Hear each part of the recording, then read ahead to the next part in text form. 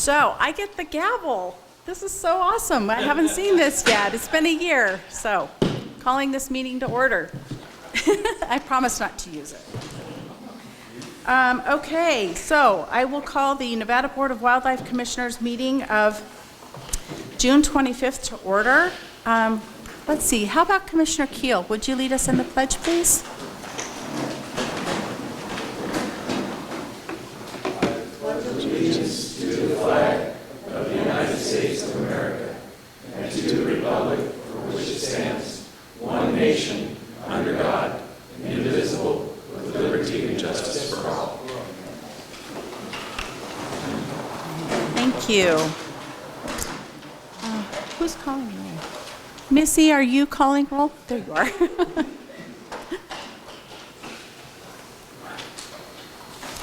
Chairwoman East. Here. Vice Chair Barnes. Here. Commissioner Cavilla. Here. Commissioner Hubbs. Here. Commissioner Keel. Here. Commissioner McNinch. Here. Commissioner Farini. Here. Commissioner Rogers. Commissioner Rogers is on his way. He had some delays with flights last night, so he will join us shortly. Okay.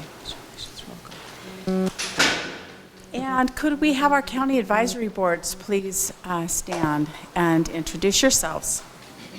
Paul Dixon Clark, Flynn Bunch, Mineral, Joe Green, Bergie, Jane Green, Carson City. It's so nice to see all of you. Thank you for joining us. I do have a note from the Washoe Cab. I'm going to read it into the record. Chairwoman Easton Commission, I am regrettably informing you that I am not able to represent Washoe Cab at this meeting. The main reason for this is our inability to present our recommendations and the concerns of the public for the majority of the items on your agenda. We held our meeting on Thursday, June 17. At that time, support material for Commission agenda items number 9D, 11, 18, 19, and 21 was not available to us or the public. This has been a problem in the past, but this last meeting was the biggest failure of the department to provide the support material in a timely manner. I did not see that support material until Tuesday, June 22nd. This does not give any of the cabs the opportunity to meet and make recommendations and comply with open meeting laws prior to the commission meeting. When we provide an agenda to the public at the various locations, we are required to post. There is a link to the commission agenda support material and the NDOW website. The material must be posted there and not other random areas of the NDOW website prior to our meeting. According to the district attorney, Wade Carner, this is mandatory in order to comply with open meeting laws. This has not been happening in an acceptable manner. If Dag Burkett wishes to discuss our DA's concerns, he is welcome to contact him. We hope this can be addressed and fixed in the future so the public can have the appropriate input in the CAB process and we may contribute to the commission in a meaningful manner. Thank you, Steve Robinson, Washoe CAB Chairman. I just wanted to, that's why Washoe CAB is not here today. Okay, moving on to agenda item number 2, approval of the agenda. Chairwoman East for possible action. The commission will review the agenda and may take action to approve the agenda. The commission may remove items from the agenda, continue items for consideration, or take items out of order. And I did get a call yesterday that we'll be pulling agenda item number 6, the Humboldt County Elk Subplan COP member approval.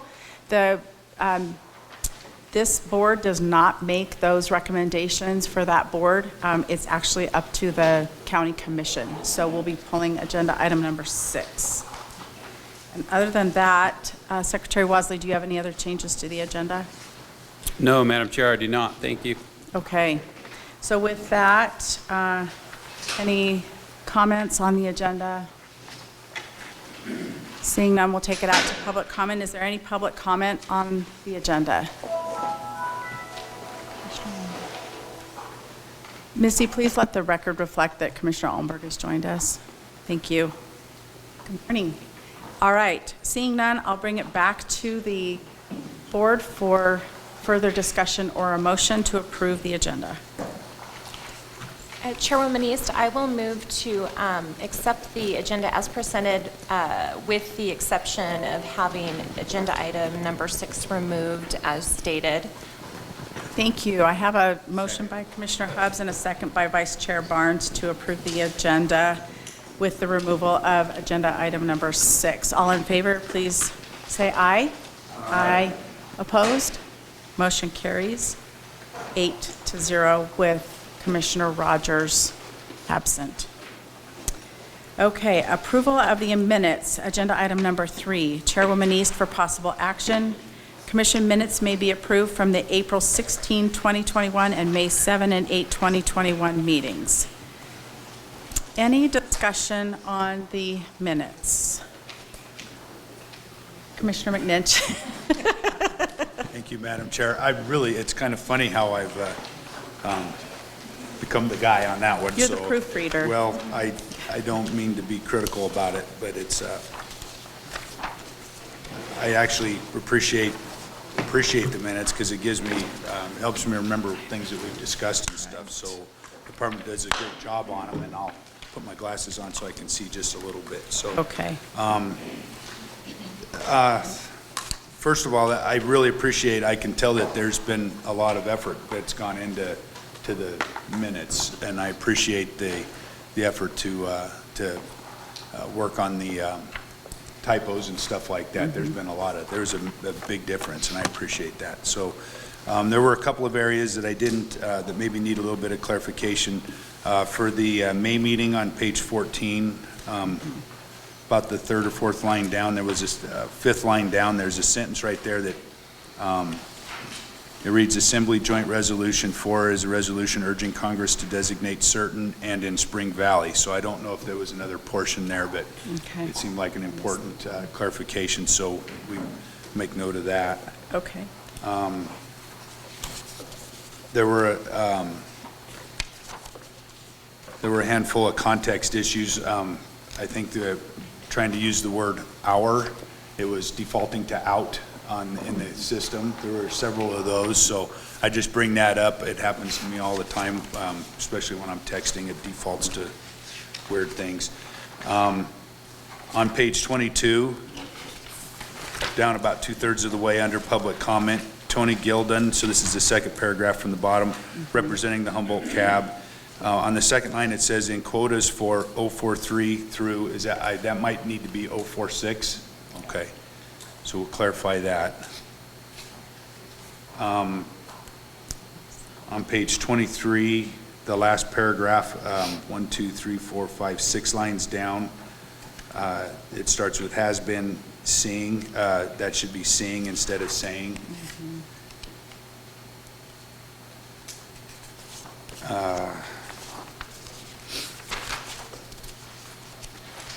On page 29, 1, 2, 3, 4, the fourth paragraph, the third line, there was a reference to, it starts with there in front of all the general hunters, which include archery hunters and any, it says illegal weapon, that should read legal weapon hunt, I think. Yep. I want to make that clarification.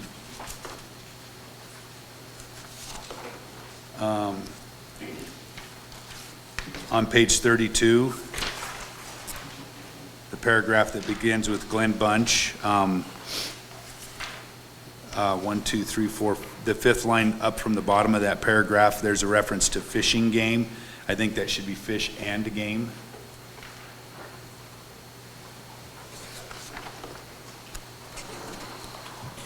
On page 34, the last paragraph, fourth line up from the bottom of the page, some fights in there. I think that was intended to be flights.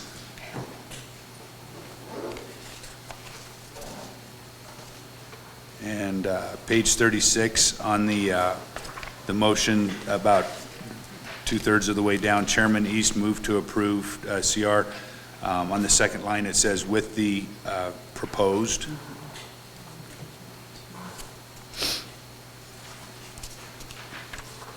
And I think I just had one other general comment. We were trying to capture our reasonings and our motions for why we didn't agree with, or why we didn't move with a cab recommendation on the minutes. I'm sorry, on the proposed quotas, and we were including those in our motions a lot of the time, or trying to capture that, because Dag Burkett had mentioned that if during our motions that we make those clarifications, that would act as our written documentation. We did that. It's not necessarily captured in the minutes on all of those areas where we had differences. I don't know if it's important to capture them in the written minutes, or if it's relevant to be, if it's sufficient just to have it in the record. I don't know. I just want to, I bring that up because of the issues that we've had, making sure that that's documented, so that the cabs understand what our thought processes were, so. Yeah. Does the DAG or Secretary Wasley have any recommendation there? Yeah, Tony Wasley, for the record, the intent of that is to be consistent with the statute that requires the department to reflect anytime the commission takes an action that's counter to a specific recommendation from a county relative to seasons or limits, to articulate on the record why they were going a direction other than what the CAB recommendation was. And so at this point, we haven't been taking a separate action. We've been trying to reflect it as accurately as possible in the minutes to meet the requirement of that statute. If there is a commissioner who doesn't articulate that, I don't know that the department's in a position to require it, but I think as long as there's a general sense from the commission as to why they may be going in a direction different than what a county recommendation is, I think that's consistent with the statutory intent. I don't know that needs to be reflected, commissioner by commissioner by commissioner, but we do reflect the discussion amongst the commission, and I think that's meets the intent of that law. So there may be instances where the exact thought process of individual commissioners isn't reflected in the minutes, and I think that's okay, but would ask our DAG, who's sitting in for Dag Burkett today. Dag Burkett will be back with us tomorrow, but Dag Haney can maybe address that. But Sure. Peter Handy, Deputy Attorney General, for the record. I think the question is kind of twofold. One, I think it's important that the commissioners do lay out the reasoning behind any decisions they're making on the record. And it's not necessary that those be exactly reflected in the minutes, so long as they're stated clearly on the record. If there's some reason that the record gets brought into some other situation, a transcript's going to be created. So everything that's stated on the record will be included in that transcript. So long as the reasoning and the conclusions are laid out clearly on the record, those will be reflected in any other proceedings when they're necessary.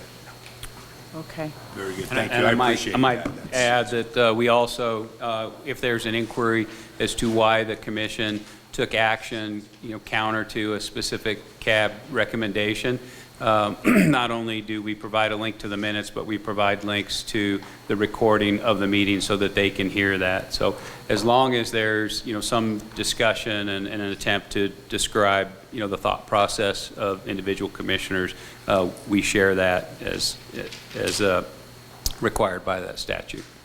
Okay, thank you. I have a couple of changes. I caught a few of Commissioner McNinch's changes on the May minutes, but on page 15 in the 7th paragraph down, it starts Secretary Wasley. 1, 2, 3. The 5th line down, the end of that sentence says foes. I believe it should say goes. And then the next line, the bill has a much, I think, should be greater chance of passage. And then on the next page, I think review, R-E-V-U-E, is actually an entertainment, a word that reflects entertainment, not R-E-V-I-E-W. So we should probably change review to the correct spelling. And then, and that's throughout that page 16, I'm sorry. Didn't state that. In the second line down, or the second paragraph down, the 5th line near the end, it's a little one, but it says across the state, it very tight. It should probably say its. And then in the paragraph that starts Secretary Wasley, the last two sentences, as the cost for those things go, use, then it can, I think there's something missing there. I'm not sure what it is, so maybe we can just take a look. And then the next line, or the next paragraph, Commissioner McNinch, I think we need the word stated, the city of Sparks. And then there were some other little tiny things, but I think, on page 23, we already saw that. Okay, so that's it for me. Any other comments on the minutes? I agree that they've gotten better, and I think we're getting, definitely the context is there. So, any other comments on the minutes? Okay, seeing none, I'll take it out to public comment. Any public comment on our minutes?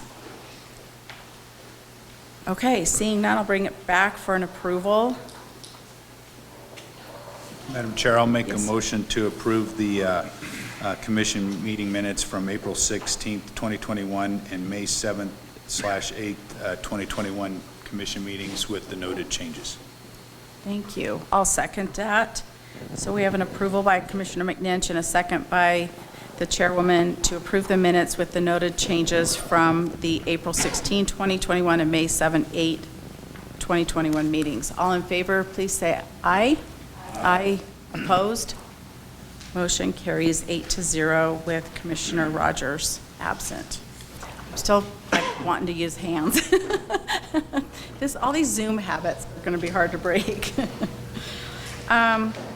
Let's see, agenda item number 4, member items, announcements, and correspondence, Chairwoman East informational. Commissioners may present emergent items. No action may be taken by the commission. Any item requiring commission action may be scheduled on a future commission agenda. The commission will review and may discuss correspondence sent or received by the commission since the last regular meeting and may provide copies for the exhibit file. Commissioners may provide hard copies of their correspondence for the written record. Correspondence sent or received by Secretary Wasley may also be discussed. Any member items? Yes, Commissioner McNinch. Thank you, Madam Chair. Looks like I'm going to get a bunch of my stuff out of the way early today, so I won't be here tomorrow, so I've got a couple of things I'd like to bring up, but Okay.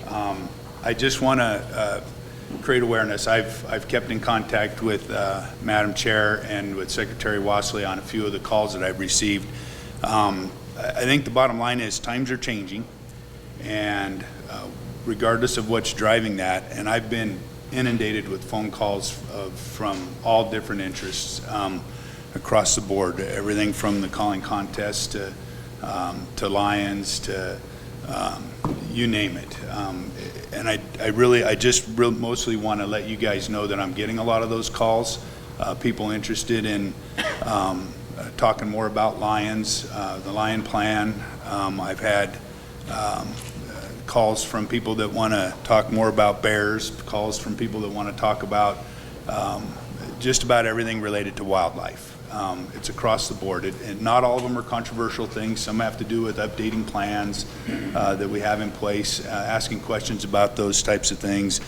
Maybe those things work out over time on their own, but I just want to create awareness that I'm getting an awful lot of calls, interest on wildlife-related things, and that's a change. I haven't always had those calls. I haven't always had that contact from people. So things are happening out there, and I'm not sure what's driving it completely, but people are definitely taking more of an interest. I'm hearing from people. I want you guys to know that I'm hearing, and it's a lot of different things. I also received a call from a lady named Beverly Harry, and Beverly, her husband was chairman of the Pyramid Lake Paiute tribe. He's recently passed, and she wanted to call, and she's working with a group called the Progressive Leadership Alliance, and I don't know how broad they are. I know they're in Reno, but I don't know how broad they are. But as her position with the group is to advocate for indigenous people's interests, okay?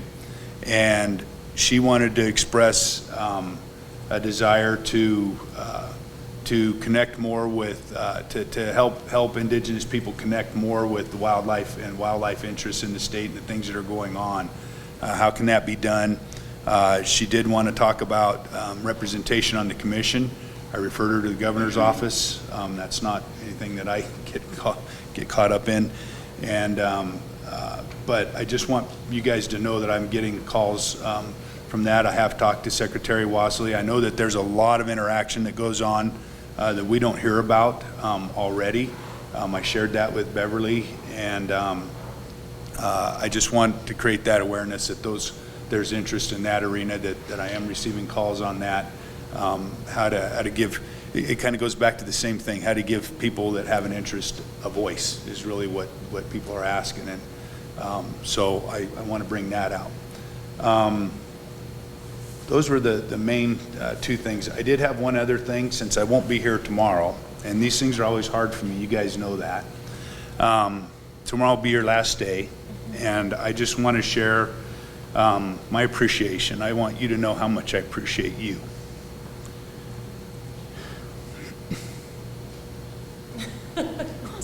She's got more control over her emotions than I do, isn't that great? So, you know, you and I have had a lot of opportunity to talk. And I know the things that you've gone through on this commission. It's not easy to bring things up that you know are going to draw fire. And you've done that. You've done that a lot. And you've done it with respect, and you've done it with courage. And I appreciate that. And I think others do too. And I hope you're leaving understanding and knowing that it's okay to have disagreement. You know that. You and I have talked. And I know the fire that she's taken, and it's been brutal. Some of the things that I know that she's gotten. It's not like the rest of us. We don't hear the same things that she does. And it's bothersome to me, but you've handled it with a lot of grace, and you've handled it with you know, your eye on the ball of the bigger picture. And I appreciate your courage, and I appreciate you having the guts to stand up here and voice your concern, knowing that it's going to draw fire and personal attacks. This on top of the things that I know you've dealt with in your personal life that you don't share with a lot of other people. And I appreciate that you've shared some of those things with me, especially with your son. And I know how you don't let it get mixed up in here with that. And that's hard. And if anybody's got reasons to be frustrated and angry, it would be you, but I don't feel that from you. And I know that you say things that really challenge us up here, and I just wanted you to know how much I appreciate that. And you've made a difference, whether you worry about that or whether you're I hope you're not worried about that. You've made a difference. You've created that conversation. You've made people think, and that will have long-lasting effects. You've participated in some major things, the reptile collection stuff, the drones, the trail cameras, caliber limitations. Those are all big issues. They're complex issues, and you have made a difference, and I hope that you know that. I hope you go away knowing that you've made a difference.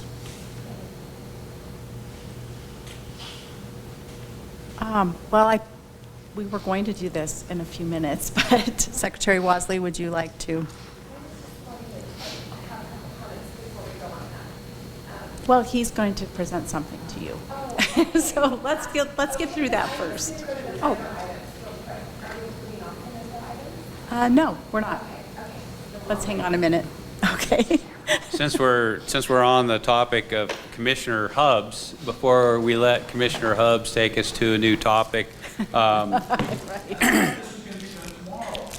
well, you're not going to be here tomorrow, and it's always good to start the meeting on a positive, lighthearted note. So the department would like to express our appreciation and gratitude. Oftentimes, being the lone voice representing the general public can be a a lonely place. It can be a challenging place. Many of us are immersed in wildlife conversations all day, every day, and it tends to be a little bit of an echo chamber. So there's a fresh perspective that's often brought to this board and these meetings from the representative for the general public, and as Commissioner McNitch indicated, it can certainly be a challenging place. But I wanted to personally thank you for the questions, lines of inquiry that are oftentimes things that we've taken for granted and never even considered that maybe that somebody may not know or see things the same way we do.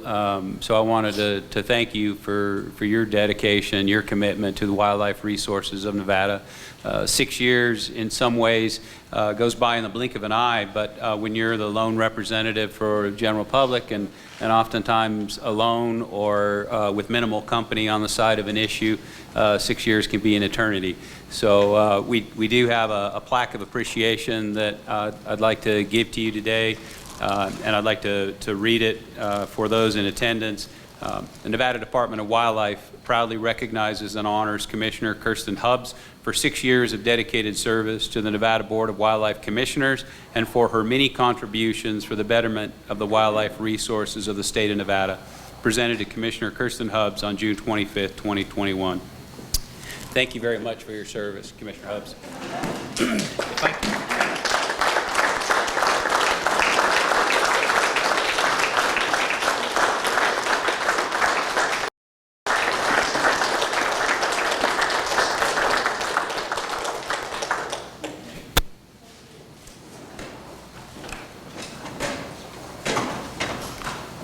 So I did think we were doing this tomorrow as well, Commissioner McNinch. So I just, Kirsten, I want to thank you as well. And I'm going to try not to get choked up. But we are the only two women on this commission. And I have appreciated your reaching out to me. I have appreciated your thoughtful deliberation, your questions. We may not always be on the same side of things, but I respect you and the place you're coming from. I've learned a lot from you over these last couple of years. I think some of your questions we all kind of think about too, and you dig a little deeper than I often would. Maybe that's the attorney in you or the biologist in you, but I too have really appreciated your participation and also your friendship. So I wanted to say thank you, and I hope this doesn't mean we won't see you again.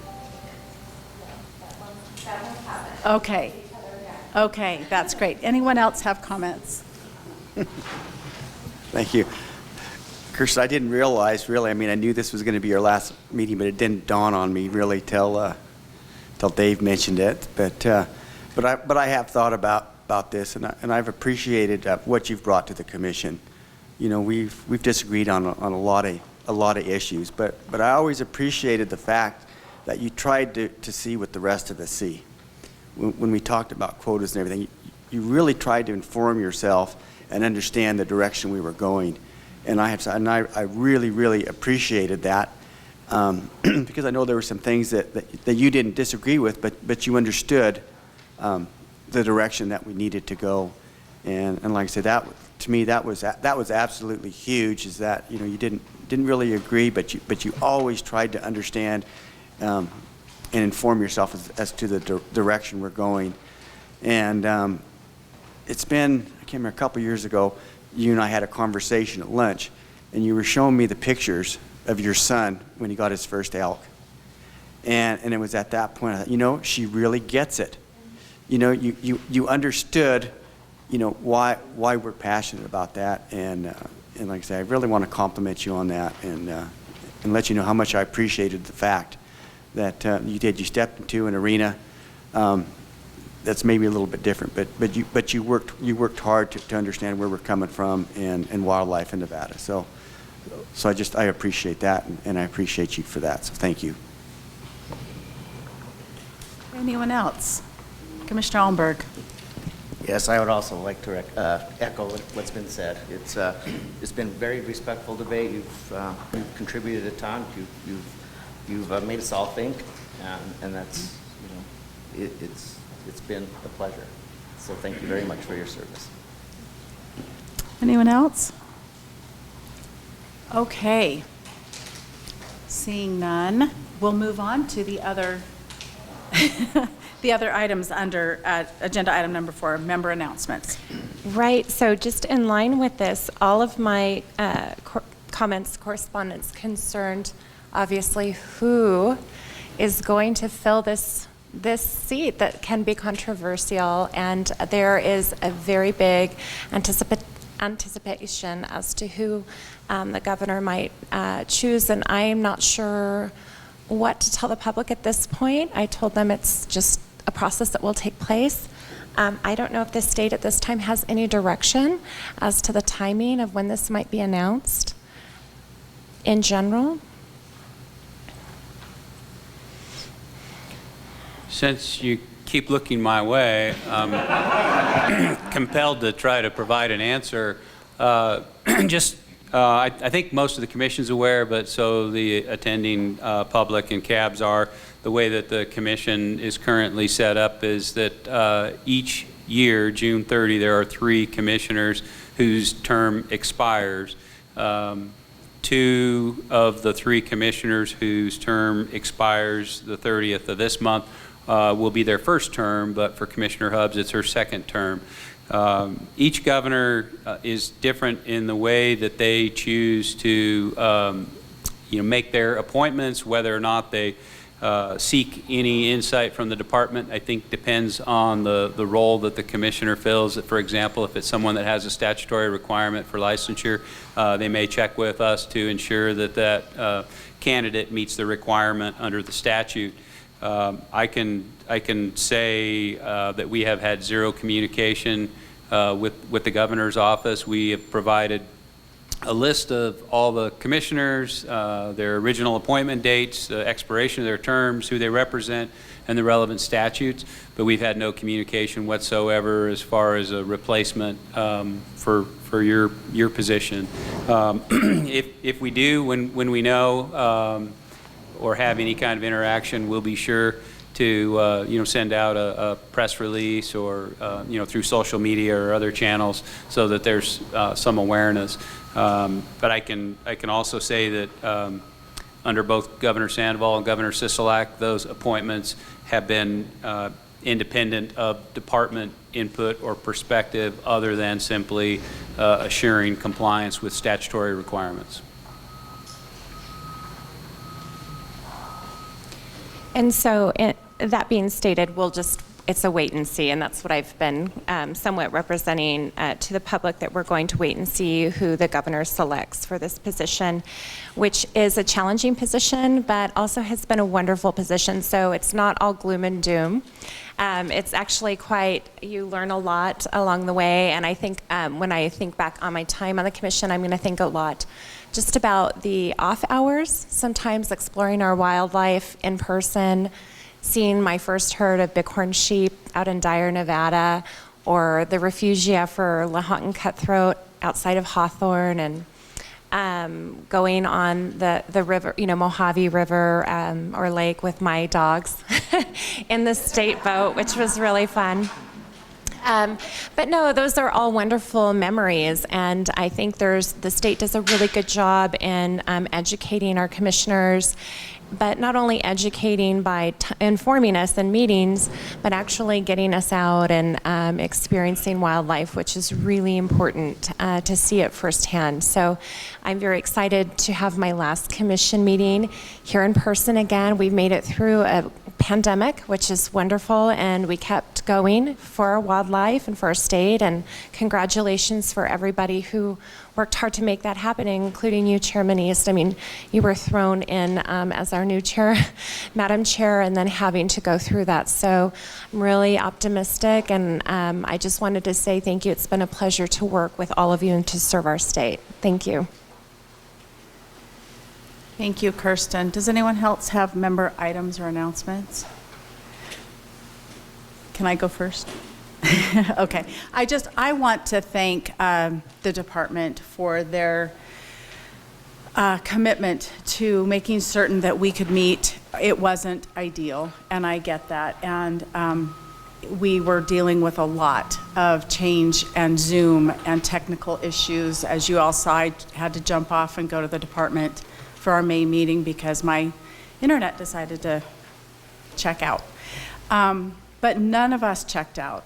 And I appreciate everyone's commitment to this board and to our state's wildlife. And I just want to thank the department for their commitment to all of us and for keeping us up to speed. And I know that it was not an easy task, but, and I want to thank the public and our cabs for their patience because, not being able to read into public record and the comments, and I mean, we had multiple issues, but we're back in person. I'm super excited to see everyone in person today. It feels really good, and I think we can start moving forward again. So I'm hopeful we'll not go back to that horrible pandemic place, but I'm really excited for all of us to move forward. So thank you, Tony and Jack and all the staff. Secretary Wasley, did you have anything? Just a couple items, Madam Chair. Thank you. I just wanted to provide a quick update on some personnel. In the past couple months, there's been some loss of significant tenure within the department, and just off the top of my head, there's 4 individuals that have retired, and most notably John Schoberg after over 41 years with the department. But I just want to mention a few others. Rodney Johnston, who was a fixture in the helicopter and on bighorn sheep captures. Chris Hampson, a northern Washoe biologist with somewhere in the neighborhood of 33 years. John Elliott, the Eastern Region Fisheries Supervisor, 32 years, and then as mentioned, John Schoberg, 41 years. So when you talk about the knowledge that just has just left the building, it's significant, and it's unfortunate that the pandemic has hindered our ability to acknowledge and recognize these individuals for all they've done for Nevada's wildlife. But I'd be remiss if I didn't mention it here and acknowledge all they've done. We have some other critical personnel that are mentioning their future retirement dates, so we'll keep you apprised of that. But it's a tumultuous time, trying to respond quickly to some pretty big holes, some pretty big losses in terms of personnel.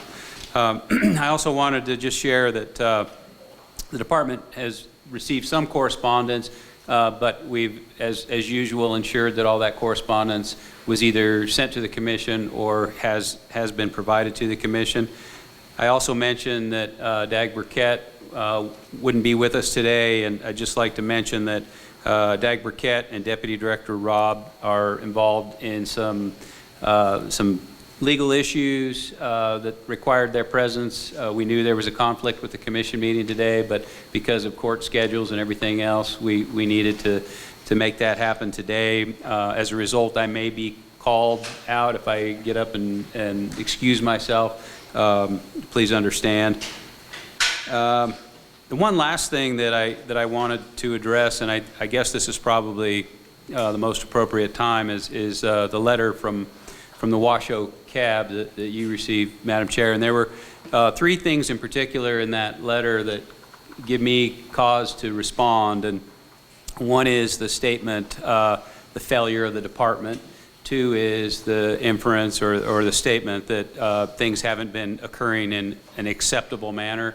And 3 is the hope that it can be fixed.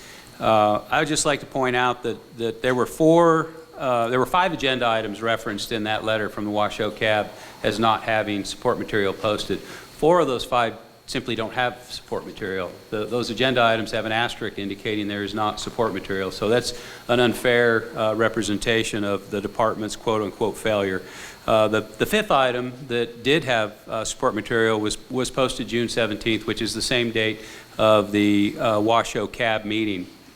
The Washoe County Advisory Board has chosen to meet the week prior to the commission meeting. That places a significant burden on the department to increase the timeline, step up the timeline for delivery of the support material and posting of the support material.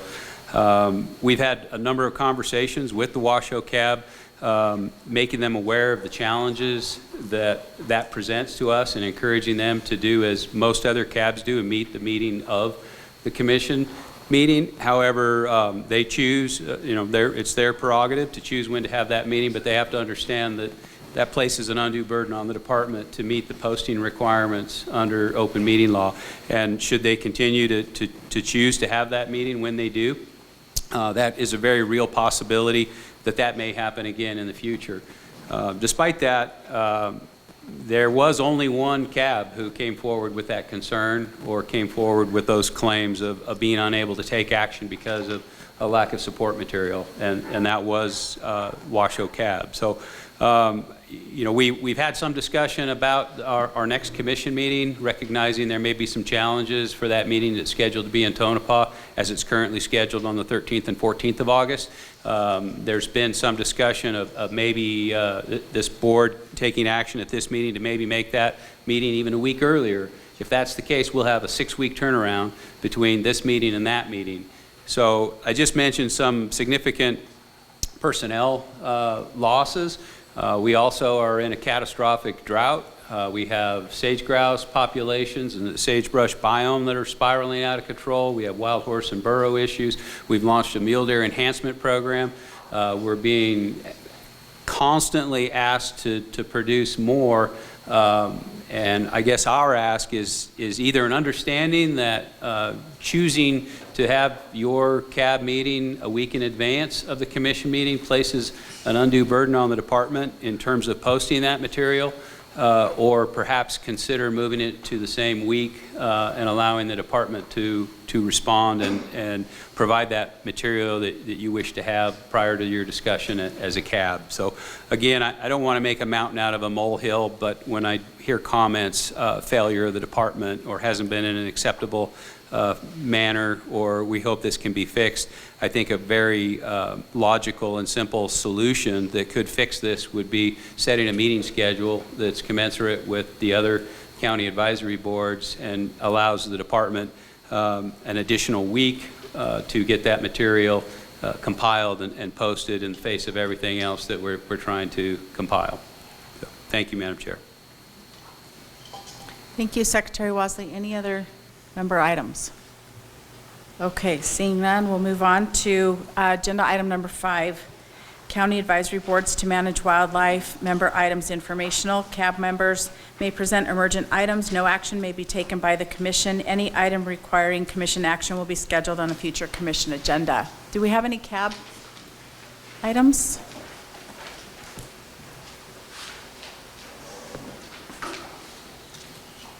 Good morning, Commissioners.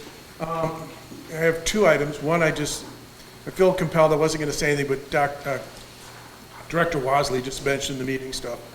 Clark went through a lot of turmoil 12 years ago when we decided to have our meeting on the week of the commission meeting, because it was very dicey of getting stuff, and it was under the time when Jerry Lint was chair of the commission, and we were always blaming it on Jerry Lint, when in fact it was impossible for NDOW to get stuff out the door. So we did change, and it's made life a lot easier, because they get it to us the Friday, well, 2 weeks in advance they get it to us, and then we can post by the next Wednesday. I can generate an agenda. So I think that's working. I think one area that still confuses people, even my CAB when I remind them, is like this time, all of the stuff related to heritage was not posted on the commission agenda, it was posted in the committee agenda. And so there may be something that we need to do on the commission agenda, just making note that these items under heritage are in the heritage committee for backup, and that way we do people. I mean, I do it with my CAB, but there may be people that can't find it. That's just a recommendation. Enough said on that topic. I agree with Director Wasley. The second thing I have is really directed at the department. I'm not looking for an answer today, but since we are going to look at urban ponds up here today, we do have one urban pond in Vegas, the Wetlands Park. And Wetlands Park does not have fishing right now, and it was brought to my attention of why don't we have fishing there. It's the same size and depth as Sunset, so we're not thinking it's temperature or other things. And I would like to know if the department could get back an answer before my next CAB meeting in August, that I could present to my CAB of why we do or may in the future have fishing at Wetlands Park. And that's all I have. Thank you. Thank you, Mr. Dixon.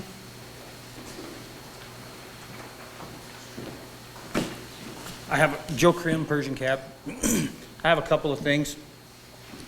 Tony, it might be a good thing in a perfect world where you have a secretary for your cab, but we don't have a cab secretary, so that puts that burden back on us to have to get those minutes to the commission in a timely fashion. That's why we have our meeting the week before. That makes it probably inconvenient for you guys, but more convenient for us because of the time constraints, because I have a cab that has other jobs and they have conflicting schedules, so we plan that meeting when we can. So that's why we do it the week before. But we would like to, like Mr. Dixon has said, we'd like to see the support material bunched into one place instead of having to dig through it to other meetings. The general public is the ones that we're worried about. We can find the material, but we want to make sure the general public has that same advantage. Second thing, and I'm speaking for myself, not for the cab, Rye Patch this year is going to probably be at a minimum pool. So we're going to have 3,000 feet of water in Rye Patch. There is a lot of fish in Rye Patch at this point, and I don't know, instead of those fish dying, I don't know if the option is to take the limit restrictions off of Rye Patch or go in there and net some of those out at the end of the summer to keep them from dying. I don't know what the answer is, but I know that a few years ago we've got a black eye because of a lot of dead fish, and I'd like to not see that for the department and Pershing County again, if we could. Thank you. Thank you, Mr. Krim.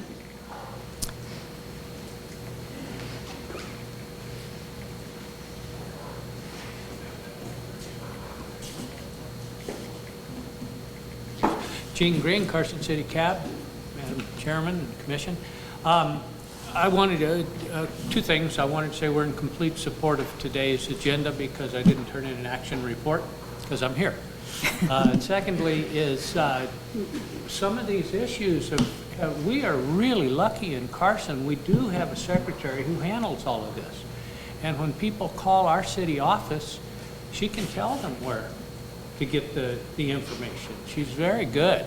And I feel for these other areas that don't have a secretary for their cab who takes the time we're mailed copies of everything. We have complete copies before our meeting, and we have them on the Monday before this meeting. The only thing we've ever changed was going from Tuesday to Monday because of one of our members' employment change. So anyway, I think things, for us, they work great. And I feel for you people that aren't, maybe you can talk to your city personnel who put this information out, because we get it very quickly. And if I'm not on the ball, she calls me. So, thank you. Thank you, Mr. Green. Anyone else? Okay, seeing no other cab comments, we'll move on to agenda item number 7. Nevada Department of Wildlife Project Updates, Secretary Wasley informational. The Commission has requested that the department provide regular project updates for ongoing projects and programs as appropriate based on geography and timing of meetings. These updates are intended to provide additional detail in addition to the summaries provided as part of the regular department activity report and are intended to educate the Commission and public as to the department's ongoing duties and responsibilities.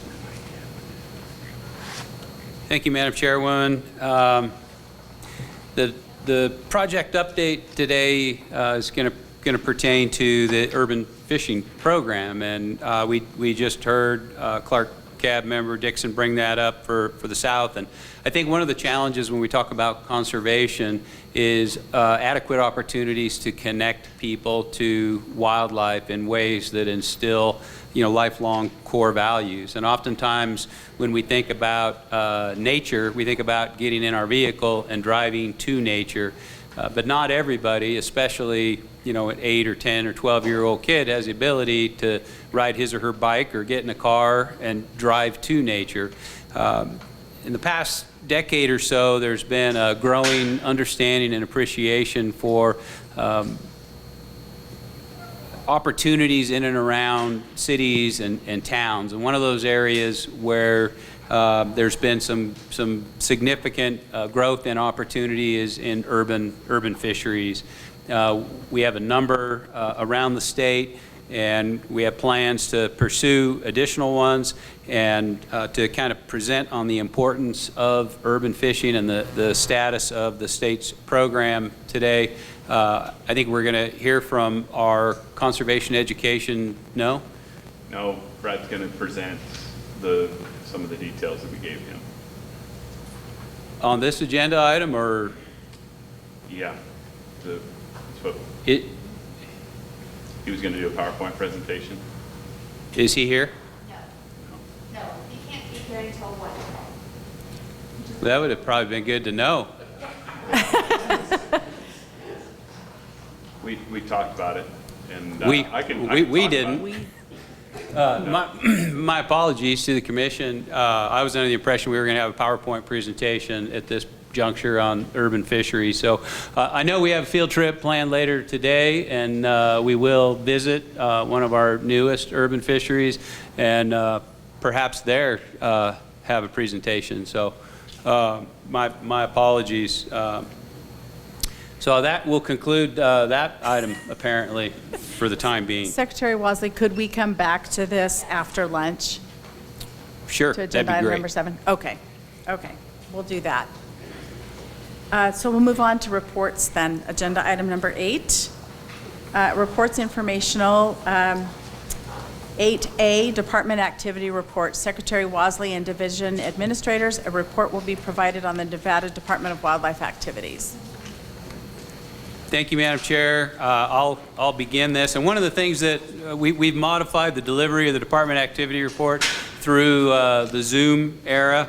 It's bad enough listening to me drone on and on in person, and it was even worse in a virtual world. So what we've done is kind of given some of the work back and allowing division administrators, they might take exception to the use of the term allow, encouraging division administrators to provide division by division reports. Just a couple quick items from the director's office I'll share.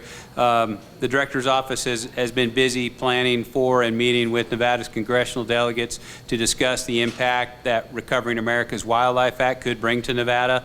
The act was recently reintroduced as H.R. 2773, and you'll see that there's an informational item, a report under 8D that we'll hear about in just a little bit. And then at the May Commission meeting, some of the cabs asked about the status of the shed antler reg and the landowner compensation tag reg. Both regulations were initially submitted to the Legislative Counsel Bureau in September of 2019. The department has not received either regulation back and has submitted an inquiry to LCB. So I think some of the assumptions were that that was languishing at the department or within the department, and the department is really at the mercy of LCB, who's still amidst the throes of a legislative session and a pending special session. And I know they were, I guess, pretty short-staffed when it came to drafting statute. So as soon as we hear back, we'll add that to a future agenda. So with that, I'll invite Game Division Administrator Mike Scott to. Commissioner McNinch. Thank you, Madam Chair. So, Tony, I think I read it somewhere, I think it was in the minutes, but I think it's important to point out that I believe that if that doesn't get back to us by September, then we're redoing it at this level. Is that right? I believe that's correct. There's a 2-year window from the creation, of the regulation of the numbers, the assignment of that regulation number in which action has to be taken. And if it isn't taken in that 2-year window, then it sets us back to ground zero. But I would invite, I got a thumbs up from our legislative liaison. So. And I think that that's important to note.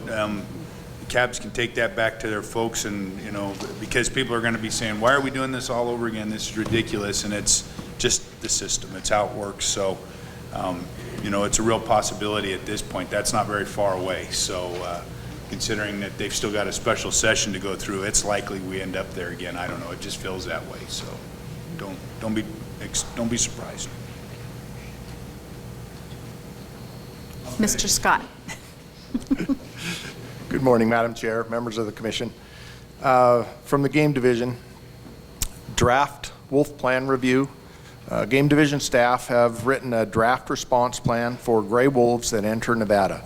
The plan describes the recorded history of wolves in Nevada, including historic range and occurrence, biogeography, and historic availability of prey species.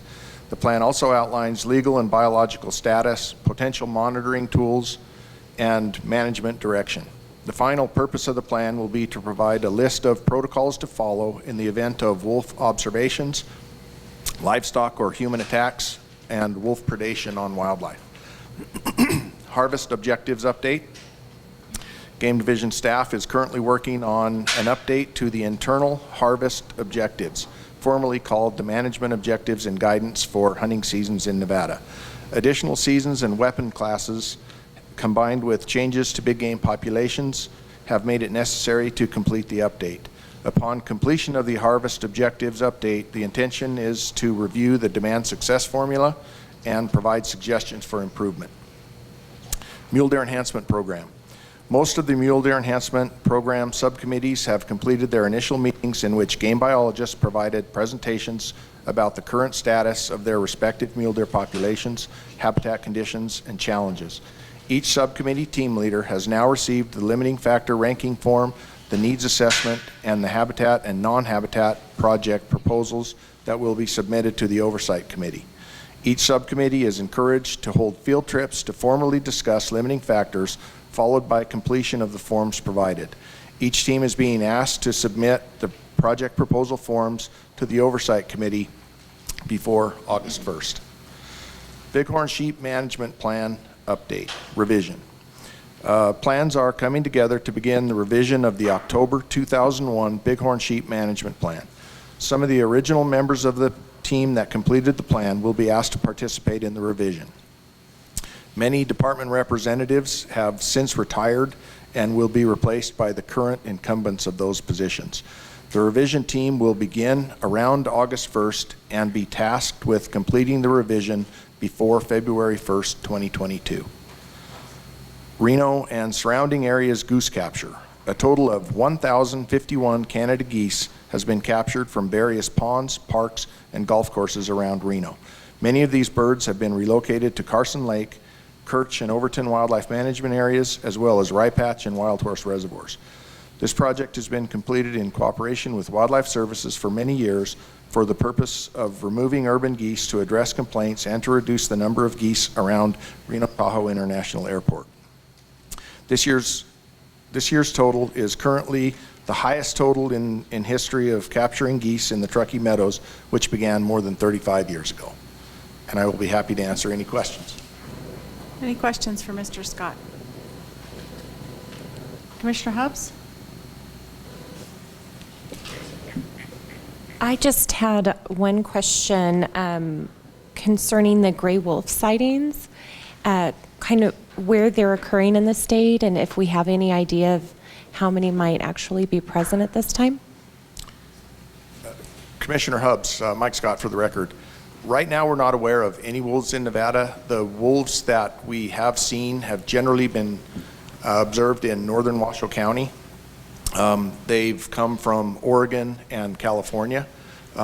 Sometimes we've received reports from other states that one of their collared wolves has entered Nevada. Other times we have received photos or other reports of wolves. There's only been a handful. I want to say 5 or 6 reported sighting. And we're just drafting a response plan so that we can address those issues when they do come up. When the gray wolves have been sighted, either through, monitor, like coming over into Nevada, is that typically at higher elevations? So I guess I was trying to figure out the habitat that they might occur in the state. Commissioner Hubbs, Mike Scott for the record. Not necessarily at higher elevations. There was one that came across out of Oregon, came down past Denio and came about to the border of the Sheldon and then went back. Another one recently, I believe it was another one of Oregon's wolves, came down through Washoe County, went around the west side of Lake Tahoe and then down around Topaz in that country, and then moved back and forth across the border a few times down between California and Nevada. And in the last month or two, I think it's mostly been in California, because we haven't had any reports of it recently. So it hasn't been high elevation, it's just been kind of moderate elevations through northern Washoe County. Commissioner McNinch? Thank you, Madam Chair. So where are you taking the geese that you're capturing, Mike? These went to Kirch Wildlife Management Area, Overton Wildlife Management Area, Wild Horse, Rye Patch. I think some went to Carson Lake. Different places just away from the urban Are area. they beating you back to Reno? No, actually no. There was a time where they did, so Yeah. that seems to be working now. Okay. Well, it does work. The ones that we do recapture are euthanized. And I believe there was 9 that were euthanized this year. So if they do come back, they don't go any further. But of the 1,000 geese that we moved, I would guess that only a handful will come back. Okay, that's good. I'm glad to hear that. They do cause problems at the airport. There's nothing worse than a goose hitting a plane. I mean, that's a bad deal, and they're big enough to cause a lot of damage. That's the main intent of the program. Any other questions for Mr. Scott? Okay, thank you.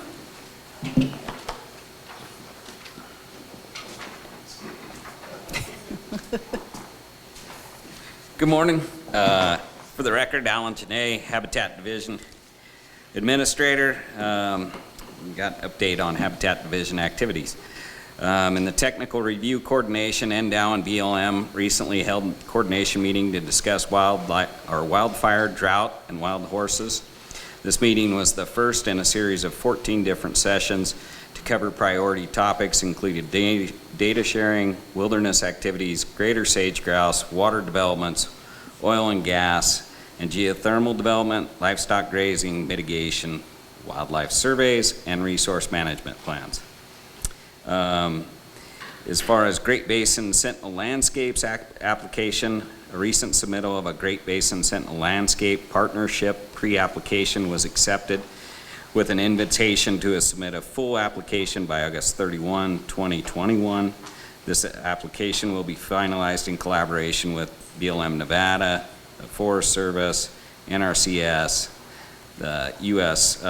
Naval Station, Nature Conservancy, Nevada Land Trust, Rocky Mountain Elk Foundation, and the state conservation districts. If the Great Basin is selected as a Sentinel landscape, it will elevate the status of future conservation project applications and provide funding for a dedicated facilitator position. The Nevada Shared Stewardship Program, NDOW, will be helping facilitate the first regional planning group meetings for the Nevada Shared Stewardship efforts across the state. 2 priority areas are currently identified as shared stewardship priorities: the Spring Creek Ruby Mountain area in northeast Nevada and the Spring Mountains in southern Nevada. Water development program has been very active.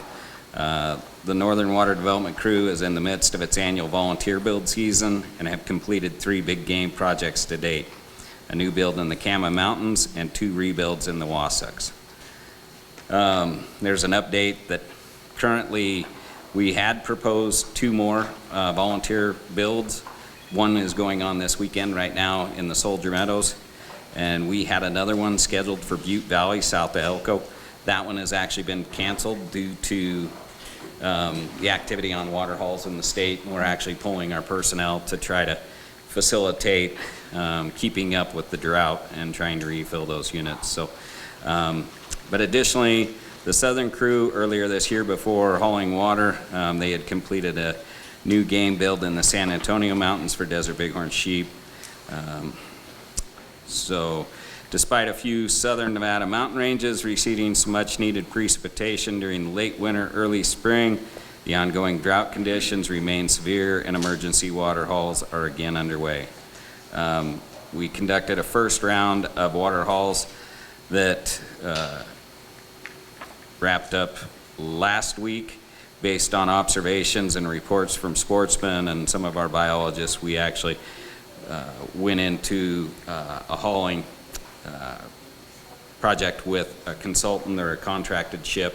We brought them in, working with Fraternity of Desert Bighorn Sheep to actually bring on a ship that's very similar to ours to haul water. And so we're actually wrapping up hauling water into 5 other mountain ranges today. Sagebrush Ecosystem Team. The Sagebrush Ecosystem Team is working with credit and debit project proponents to collect field data for the 2021 season.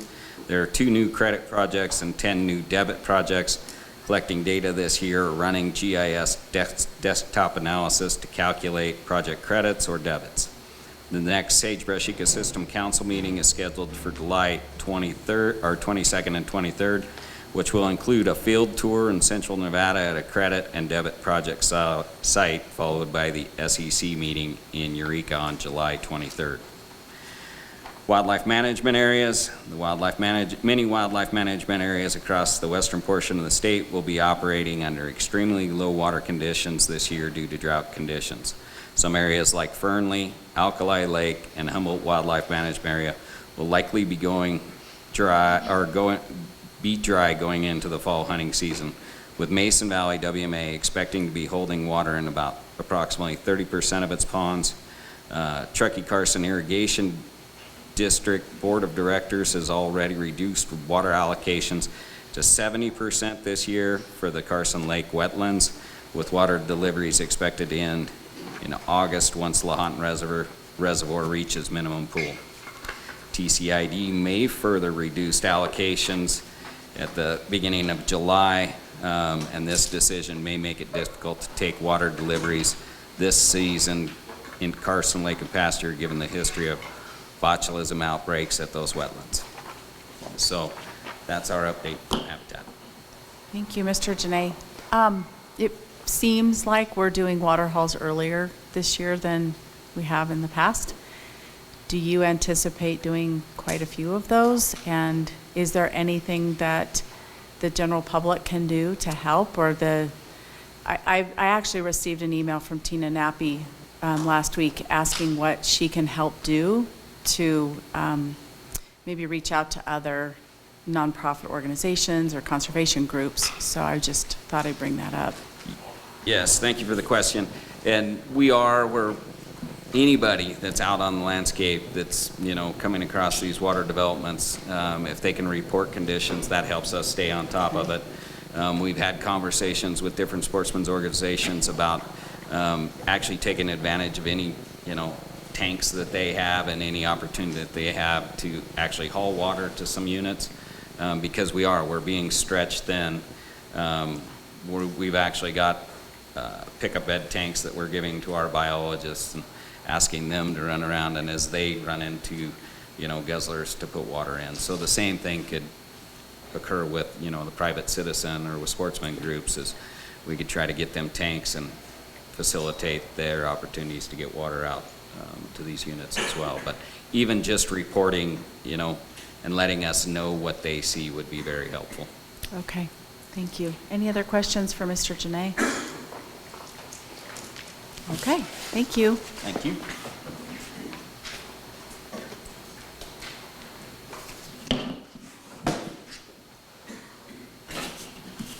Good morning. Morning. Good to see everybody's faces in person. Chris Vasey, Conservation Education Chief. I'm going to do a brief overview of our outreach and some of our media. Outreach and education efforts, May 15th through September 15th in NDOW, along with partner organizations, including the University of Nevada, Reno Natural History Museum, Nevada Bugs and Butterflies, and the Truckee Meadows Parks and Foundation are hosting a summer-long community science project called the Summer Nevada Natural Blitz using the public data collection app iNaturalist. Anyone in Nevada or just observing in Nevada can participate. The data can be used by scientists to learn more about the flora and fauna in Nevada. This campaign will also overlap with our hashtag Wild30 challenge happening for all of June. That's to get people outside. It's also June is our outdoors month, Great Outdoors Month.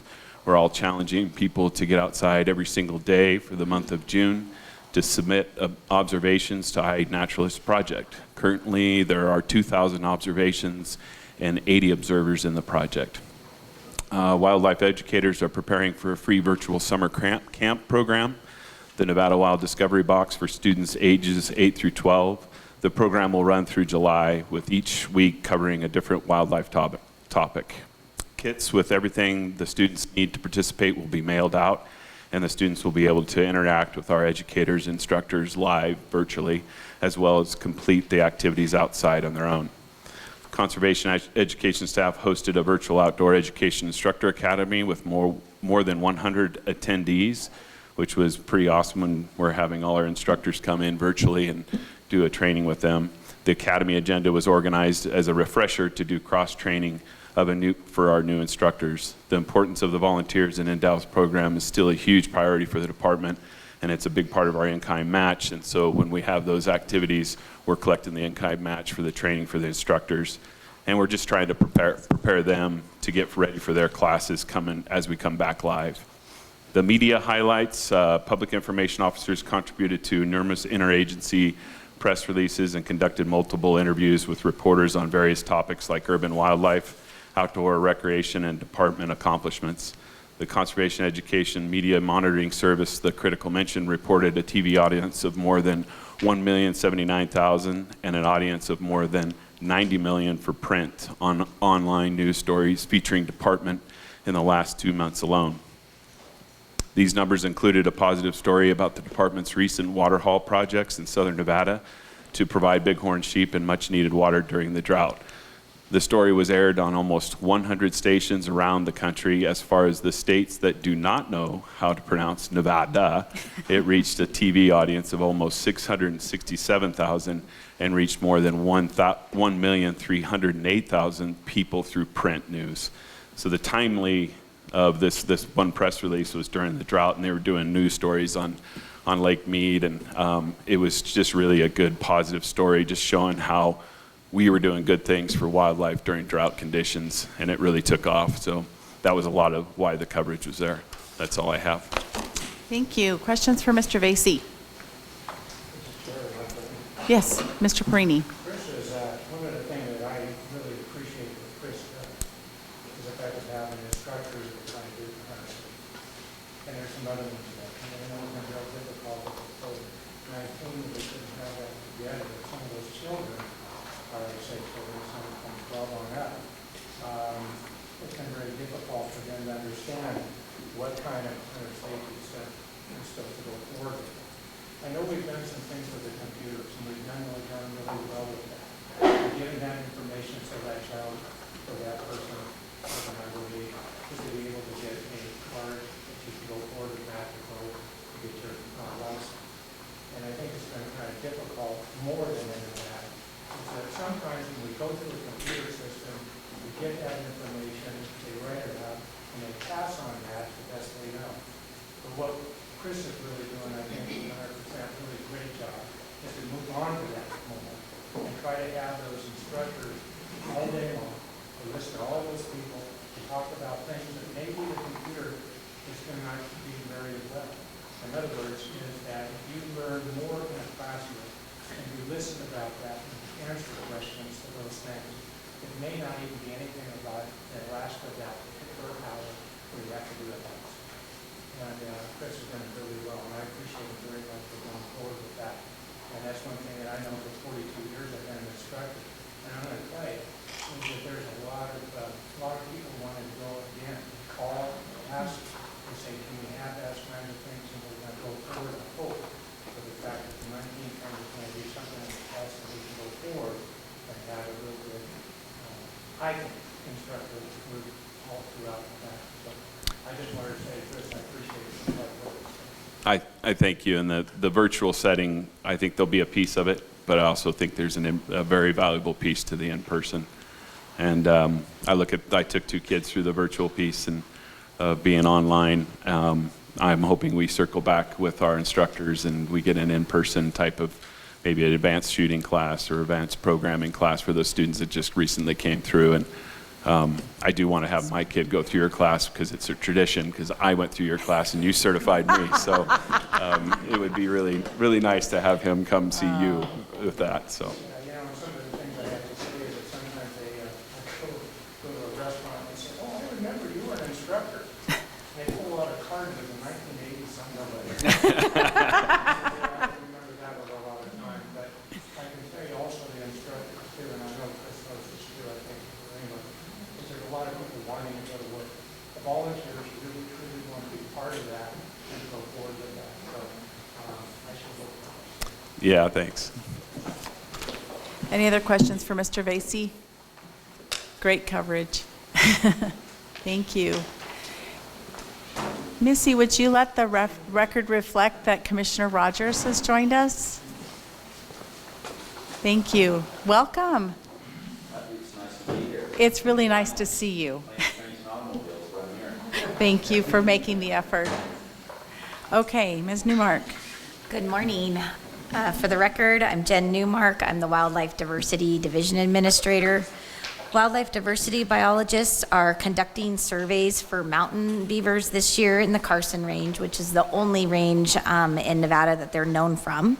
Their name, mountain beaver, is a misnomer, as these mammals are not related to true beavers, but are a separate genetic lineage. There's only one species of mountain beavers in North America, but the beavers that we have in the Sierra Range are a separate subspecies. This survey is going to revisit sites from previous survey efforts, including sites where mountain beavers were not found but had suitable habitat. So far, of the 6 sites surveyed in 2021 along Thomas Creek, 5 sites are still active and 1 site remains unoccupied. 10 sites will be surveyed along Tunnel Creek Flume, and then 12 sites will be surveyed around Mount Rose over the next month. NDOW has also been intensively surveying for spotted owls in the Lake Tahoe area since early May. Several hundred acres have been surveyed so far.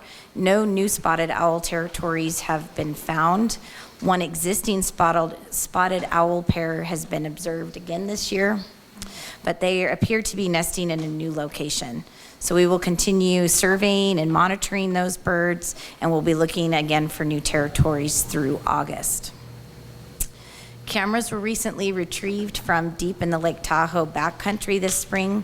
A martin was photographed at high elevations between Marlette Lake and Hobart Reservoir for the first time since 2008, despite repeated surveys in the area. This observation is encouraging, as it could be evidence that there is a resident population there, or at the very least, it could represent a dispersal corridor for the species. In the Elko area, our diversity biologist is continuing a multi-year effort to monitor historic northern goshawk territories for occupancy and productivity. In the last month, 11 territories have been surveyed from the ground, and 2 of those found active with adults tending to young nestlings. One of these territories has a 2020 transmitted bird, the adult female, and the other will be targeted for trapping and putting a transmitter on later this month. NDOW staff completed 4 nights of small mammal surveys at 3 sites within the Locks Pond unit of Railroad Valley Wildlife Management Area. Out of 450 trap nights, a total of 41 captures occurred, with an overall trap success rate of about 9.1%. Species captured included Ord's kangaroo rat, southern grasshopper mouse, and deer mice. Of our targeted species, the pale kangaroo mouse was unfortunately not captured. 2 sites consisted of previously disturbed areas dating back more than 50 years ago and are now naturally recovered sand dune-like habitats. The 3rd site is an undisturbed natural sand dune complex. Preliminary analysis suggests that there is little to no difference in trap success or species composition between these sites. And then finally, several diversity biologists completed 3 days of mine claim marker removal at the historic Gold King Mining District in the southern Shoshone Range. Approximately 325 of these mine markers were removed from approximately 3,700 acres of pinyon juniper and sagebrush habitats. And those mine claim markers, they're hollow, and a lot of times birds and reptiles get trapped in them. So it's really important to get them off the landscape when we can. And so that's all I have, and I'll answer any questions. Great. Any questions for Ms. Newmark? No? They're quiet today. Thanks.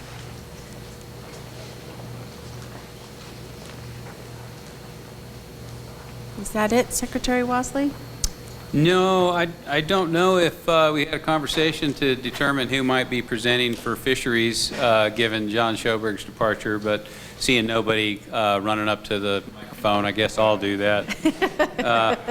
Fisheries staff and the division said goodbye to John Schoberg on Monday, June 14th, after John spent an amazing 41 years with NDOW in the fisheries division and decided to retire and spend some much-needed quality time with his beautiful wife, Jerry. John had an uncanny wit and brought to the table a wealth of knowledge that we in the fisheries division will certainly miss and never be able to replace. We wish John a very happy retirement and again thank him for his many years of dedicated service to NDOW.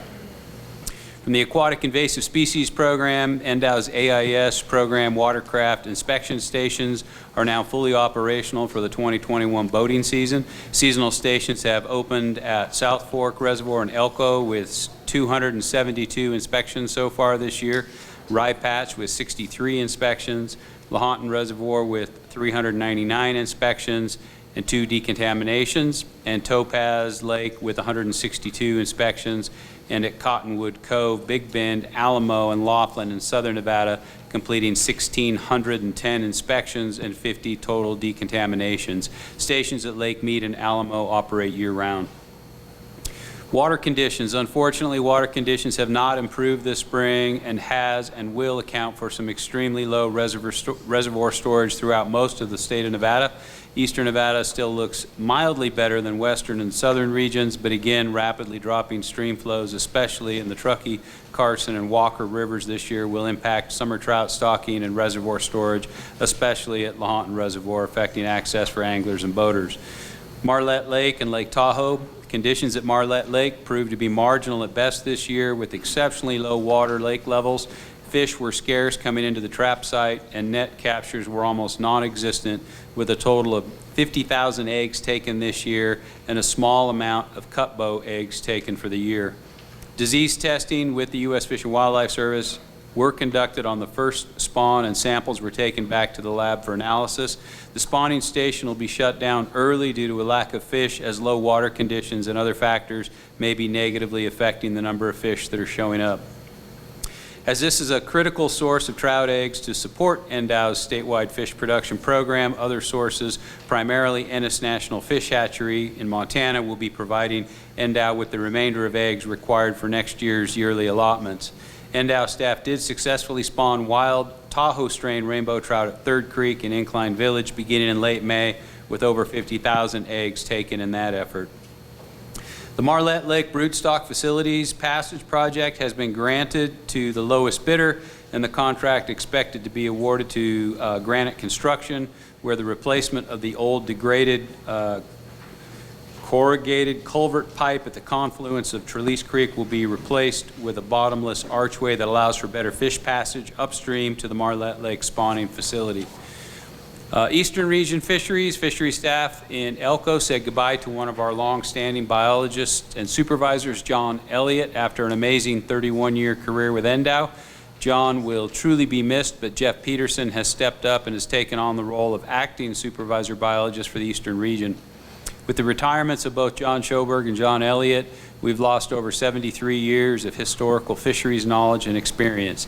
Thank you, John Elliott, for the dedicated years you put in with NDOW, and hope you have an amazing retirement.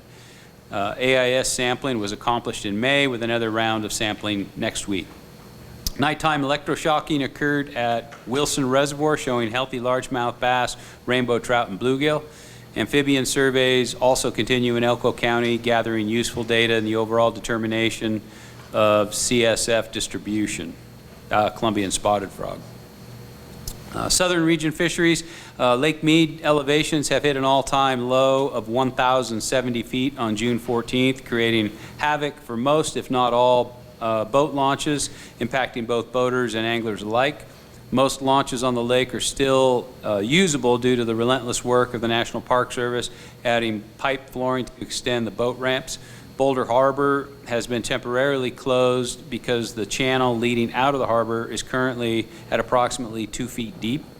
Lake elevations are forecasted to continue to drop through December of this year before it's forecasted to rise again. All urban ponds were stocked the day before Free Fishing Day with channel catfish, and approximately 2,000 bluegill were also stocked in Boulder City for ease of angler opportunities for young and new anglers. The Lake Mead hatchery staff tried 3 new experimental rearing systems for larval razorback sucker rearing, with all 3 having high success. The hatchery currently has approximately 30,000 larval razorback suckers of the 2021 spawning season on station. Southern Region staff completed a large tagging effort for endangered White River spine dace at Kirch Wildlife Management Area last week as part of a cooperative project with the USGS and Fish and Wildlife Service. This is a multi-year tracking study aimed at better understanding life history strategies, movement patterns, habitat use, spawning patterns, and survival rates within the population. Desert sucker were also tagged, and fin ray samples were taken, which is an effective non-lethal strategy to age fish. While desert suckers are not endangered or threatened under the Endangered Species Act, understanding their life history and population dynamics is critical for management and keeping them off from future listing under the Endangered Species Act. Western region fisheries, quagga sampling took place for both Topaz and Washoe lakes, both coming back with negative test results. Lahontan has typically been quagga tested by BOR, Bureau of Reclamation, but due to continuing COVID restrictions, they reached out to us for help in testing this year. Results for Lahontan have not come back as of this writing. Our Lahontan cutthroat trout Western region biologist is coordinating with Idaho Fish and Game research personnel to conduct a YY brook trout research project in Able and Stonehouse Creek watershed on the east side of the Santa Rosas. LCT are native to the system but are now isolated to the upper reaches of Able Creek due to displacement and competition with non-native brook trout. The concept of this approach is to stock super male hatchery fish which will have 2 Y chromosomes, which will result in all offspring that are males. Over time, the continued stocking of YY brook trout in conjunction with manual removal efforts could eradicate wild brook trout populations and assisting Lahontan cutthroat trout recovery efforts. Any questions from the Fisheries Division that I can pass off to fisheries biologists? Any questions? Yes, Commissioner Hubbs? I was lucky enough to go out and spend some time on Lake Mead, and we saw some great video-like footage of the bighorn sheep coming down for the watering holes there, which was wonderful that day. But one of the things that I did see was just all of the mussels in the little area that we had docked our boat, and I just wanted to get an update on what the long-term strategy is with that, and also the harm that comes from that. I mean, I know once they get in there, they're an invasive species, very hard to eradicate, but does it harm the fish in that area or other invertebrates or any of the shore animals and such? Thank you for the question, Commissioner Hubbs, and I'll do my best, but might need to lean on at least one fisheries biologist that I see in here. So quagga mussels, the long-term strategy is really containment in areas that are affected and protection of those areas that don't presently have them. There aren't good long-term strategies in terms of eradication or removal. The cost is not insignificant in terms of infrastructure, water purveyance. I think one of the big concerns is what would happen if quaggas infiltrated the Pacific Northwest, where they're not presently in the Columbia River system. But if they were, it would lead to cost billions and billions of dollars in continual removal, maintenance of infrastructure for water delivery.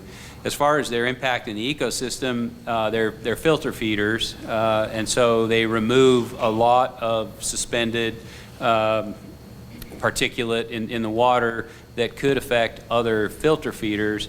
I don't know if they provide a source of food for anything, and I don't know what the competitive interactions of quagga mussels with the other either bivalves or mollusks or invertebrates. But if there's any fisheries expertise in the room that does know the answer to that, I'd invite them to share it.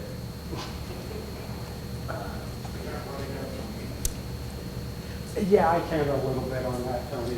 Brant Long, I'm fisheries, local fisheries biologist here in America. Tony covered it mostly, but as in impacts to the other, animals that are around Lake Mead or in the water, a lot's unknown. Right now, we don't see that there's an impact or any fish or anything feeding on them. It's mostly just water delivery that causes the problem, and then also concerns with the transport of those species to other waters outside of the Colorado River system is where the huge concern is on it. So that's pretty much covered. Thanks for the phone a friend, Brad. Other questions? Just on that note, historically, where did we first start to see the mussels occur in the system? So it's suspected, Lake Mead was probably the first body of water west of the Mississippi, and the thought is that they were transported in ballast water from ships that were, or vessels that were infected in the Great Lakes system, and they came into the Great Lakes system via ballast water that likely came from Asia or wherever they were originally native to. So just like many species, cheatgrass and other things accidentally brought in and then further moved around. So they aren't native to North America, and they showed up in Lake Mead. It was one of the first, if not the first, location west of the Mississippi, and believed to have come in and contaminated ballast water. So it's just actually the water itself. You don't have to have, because I know they did a big cleaning, to teach everybody how to clean off the boats and such.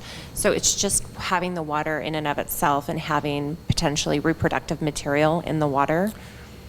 That's correct. Their reproduction is microscopic veligers that indicate the presence, and so the whole clean, drain, and dry campaign is about the removal of any and all water. And so the issuance, the legislature created the Aquatic Invasive Species Stamp program, and that stamp funds some of our efforts to educate and inspect and decontaminate, but it's really about removal of the water. With the advent of some of the wakeboarding boats that have the ability to take on water so that the boat displaces more water, it's important that those bladders are emptied before transporting, because that's the same way that quaggas were originally brought in ballast water. So the clean, drain, and dry campaign is all about the removal of any standing water that could transport the veligers, which again are microscopic, and so you can't see them with the naked eye, and they can be contained in as much as a drop of water, or persist in ballast water or the bladders of a wakeboard, or simply standing water anywhere in that vessel. Okay. Thank you, Secretary Wasley. Do we have other reports? We do. Okay. Before we do that, I just have to tell one John Schoberg story, and I can implicate him now because he's not here. But years ago, John was at an interagency meeting with the Bureau of Land Management, which are trusted partners and friends and allies. So this story isn't intended to be pejorative in any way, shape, or form towards the BLM, but they were given a presentation on wild horses and burros, and they had a PowerPoint up, and the title slide said the BLM's Wild Horse and Burro Program, and they had misspelled burro, B-U-R-R-O-W, and John took note of that, and he said, well, it's official. And I said, what's that? and he said, well, the BLM really doesn't know the difference between their asses and a hole in the ground. I'm sorry. Go ahead, Kim. I thought you were going to say official is spelled O-F-I-S-H-A-L. Ms. Munoz. Good morning. For the record, Kim Munoz, Division Chief, Data and Technology Services. 2021 Big Game application and main draw. The Data and Technology Services licensing and hunt staff wrapped up another astonishing year of big game hunt applications and main draw. This year we set a new milestone by moving the draw up by 5 days, as well as releasing the results during Midnight Madness a full day earlier. This couldn't have been possible without the help of Game Wildlife Specialist Cody McKee, Habitat Wildlife Specialist Matt Maples, DATS Business Process Analyst Mitch Gritz, DATS Program Officer Julie Meadows, and DATS Management Analyst Megan Manfredi, who all worked vigorously for weeks to streamline the process of auditing and validating the draw results, as well as Calcami, who had everything in place to make sure that we pulled off a perfect draw. Just to recap some of the statistics that made this a record-setting year, we had a 12% increase in the total number of applications taken in, with 393,897 applications compared to last year, which we took in only 349,109 applications. There were 85,056 customers that applied for the main draw this year, which was an increase of 5% over last year, and 15% over the number of customers in 2019. Additionally, the total number of applications that selected to be an alternate was up 122% over last year. We clearly believe that this is due to the workflow improvements that we put into the application system to educate clients on what it means to be an alternate. We also saw an increase in the number of average applications by customer, which went from 4.3 applications in 2019 to 4.63 applications this year. DAT staff, with the help of staff from Con Ed, Game, and Fisheries, worked a combined 608 hours of overtime, just overtime, not regular time, in 7 weeks to make all of this happen. So we're thrilled to report that we also saw a 44% decrease in the total number of calls to the call center this year. We couldn't have done this astonishing growth without the dedication and hard work of staff and the partnerships we've formed with Calcami. The second draw, with the drastic increase in the number of main draw applications being marked as alternates, we saw a decrease of 68% in the number of tags that went into the second draw. There were a total of 253 tags available in the second draw this month, including 3 elk tags. In 2020, we had 603 applications go to the second draw. Applications for the second draw closed on June 14th, with the bonus point only applications closing on June 21st. We are setting another significant milestone by moving up the second draw by 10 days, and we will be conducting the draw on Monday, the 28th. We'll release the draw results as soon as the NDOW team has completed the auditing and verification of the results. First come, first serve. After several months of gathering business use case and requirements for the first come, first serve feature, the Calcami team's rigorously been developing to those requirements and released the functionality to NDOW last week to conduct user acceptance testing. We plan to spend the next 6 weeks testing and validating the functionality to ensure that it works to our requirements, as well as the integrity of all possible fairness to all clients. Our GIS system. The GIS staff has completed a new bi-weekly tracking and crime mapping application for the law enforcement division. They've also begun work on a new public map application that we're calling Hunt NV, which will be very similar to the Fish NV app that they put out. Information and technology. Finally, our IT division has acquired new equipment to build out the conference room capabilities in our Las Vegas office, which will accommodate public participation with video conferencing during commission meetings from this location. That installation should be complete prior to our September commission meeting down in Vegas. After years of perseverance and technology limitations, the IT staff has gotten the Ely office phone system upgraded, as well as we should have new fiber connectivity in that office by the end of next month. With that, I'll take any questions. Any questions for Ms. Munoz? Yes, Vice Chair Barnes. No question, just a comment. It was not the perfect draw because I didn't draw anything, so I just want to clarify that it was not the perfect draw. It was perfect for the other, how many? Yeah. My husband would agree with you. Yes, Commissioner Hubbs. I just wanted to say congratulations. It sounds like you are excelling in your draw numbers, and the reduction in customer service is very telling. So that's very good work. Thank you. We were super pleased with the 44% decrease in the call center volume. Yeah, thanks. Kim, can you speak to the number of tags per applicant? The average number The average number of drew? tags drawn, I'm sorry, yes. The average number of tags drawn, so how many people got more than 2 tags? Do you have any of I those? actually do have that back on my laptop. Okay. If you want to give me some time, I can go pull those numbers up and then I'm report just back to you. curious about it. At some point, I'd like to see. Yeah, I have a breakdown of an average on that. There was so. 253 people that had 3 tags and 10 that got 4. Okay. Most of those multiple tag recipients were essentially rewarded for their choices. Many of them were female or primitive weapon classes. Okay. And did many of those turn them in because they had multiple tags? I don't know the answer to that.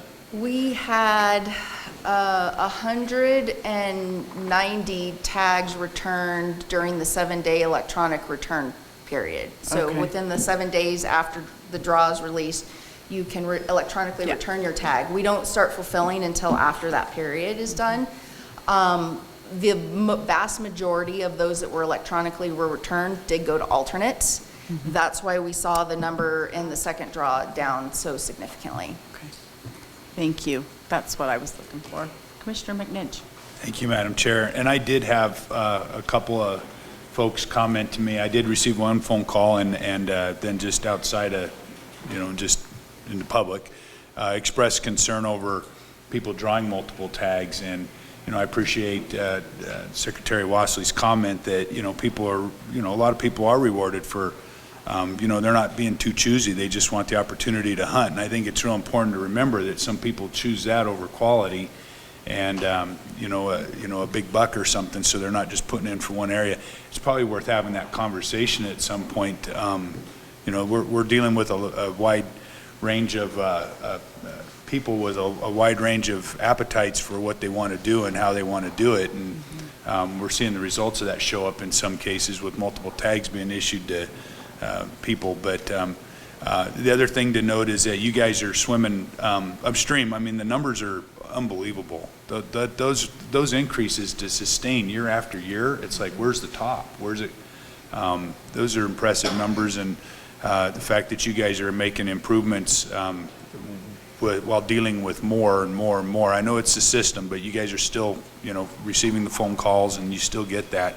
It is impressive. So I congratulate you guys too. You guys are doing a great job, and I think that anybody using the system, even my kids were able to use it, which is saying something. Sorry, kids. Yeah, and the new functionality coming with the first come, first serve is even easier to use. It's pretty slick. Fantastic. Any other questions? Okay, thank you. One last division update from law enforcement, and Captain Bowles is here to provide that.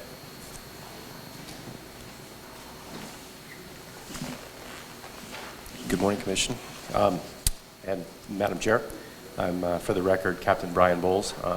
Captain Maynard sent his regrets, but I'll be doing his update for him. All right, for law enforcement headquarters, the Boating Education Coordinator Aaron Meyer wrote and disseminated a press release for Lake Mead Safe Boating Media event on Thursday, May 27th, and disseminated and assisted with the event. Mr. Meyer also conducted safe boating interviews for both My News 4, KRNB, and KKOH Radio, wrote and distributed a press release on a drowning at Lake Mead, and is working on a new life jacket video PSA for an upcoming safe boating TV digital campaign. In wildlife investigations, the Law Enforcement Investigations Unit assisted both a Mississippi and a Montana investigator concerning residency cases, an illegal guiding situation with United States Fish and Wildlife and the state of Pennsylvania, and investigated 2 dead bull elk and 1 dead mountain lion. A Southern Region game warden arrested a suspect for felony poaching of a mule deer in Alamo, and an Eastern Region game warden investigated a report of a dead bull found by a shed hunter. And just one note about that Southern Region, our new TIP 411 app paid off handsomely with that particular case. It was so timely that our warden was able to get on scene and actually catch the suspect red-handed, quite literally, at the scene of the kill. So that was an excellent use of that new technology. 2 Eastern Region game wardens responded to a report of an antelope with a leg hold trap on its foot in Ruby Marsh. They were able to locate, tranquilize, and remove the trap successfully. A Western Region game warden investigated an illegally killed bear. Game wardens throughout the state dealt with numerous urban wildlife issues, including assisting with 2 bear issues in Reno, investigation of a family that was reported to have coyote pups, possession of an alligator, a southwestern speckled rattlesnake from the kitchen of a residence in Henderson, a coyote issue in Boulder City, and a horse likely killed by a mountain lion. Wildlife Services ended up removing a large tom mountain lion. 2 mountain lion sightings were investigated in the Las Vegas area. As far as boating safety patrol, boating season is off to a brisk start with numerous boating injury accidents, some fatals, many rescues, 6 OUI DUI arrests, and 4 warrant arrests. Game wardens responded to a vessel in distress and facilitated getting 19 subjects to Colville Bay safely in Lake Mead. 6 individuals were also rescued who were swimming when their vessel drifted off at Lake Mead. In Laughlin, game wardens were first on scene to a PWC incident with injury and made numerous rescues on the Colorado River. Nevada game wardens are also investigating a fatal boating accident on the river there. Game wardens on Lake Mead conducted multiple rescues over this weekend due to high winds. 2 game wardens participated in the media day at Lake Mead with local news outlets. Wardens would give media outlets rides out on the lake in their patrol boats while being interviewed during the media event. All of Eastern Region game wardens patrolled for Memorial Day weekend. Boating activity was mild, but the weekend patrols did result in several citations and a warrant arrest. A game warden was patrolling Willow Creek Pond when he observed a non-motorized vessel capsizing and sinking. Everyone had life jackets and made it to shore safely, but the boat was unfortunately lost, sank completely.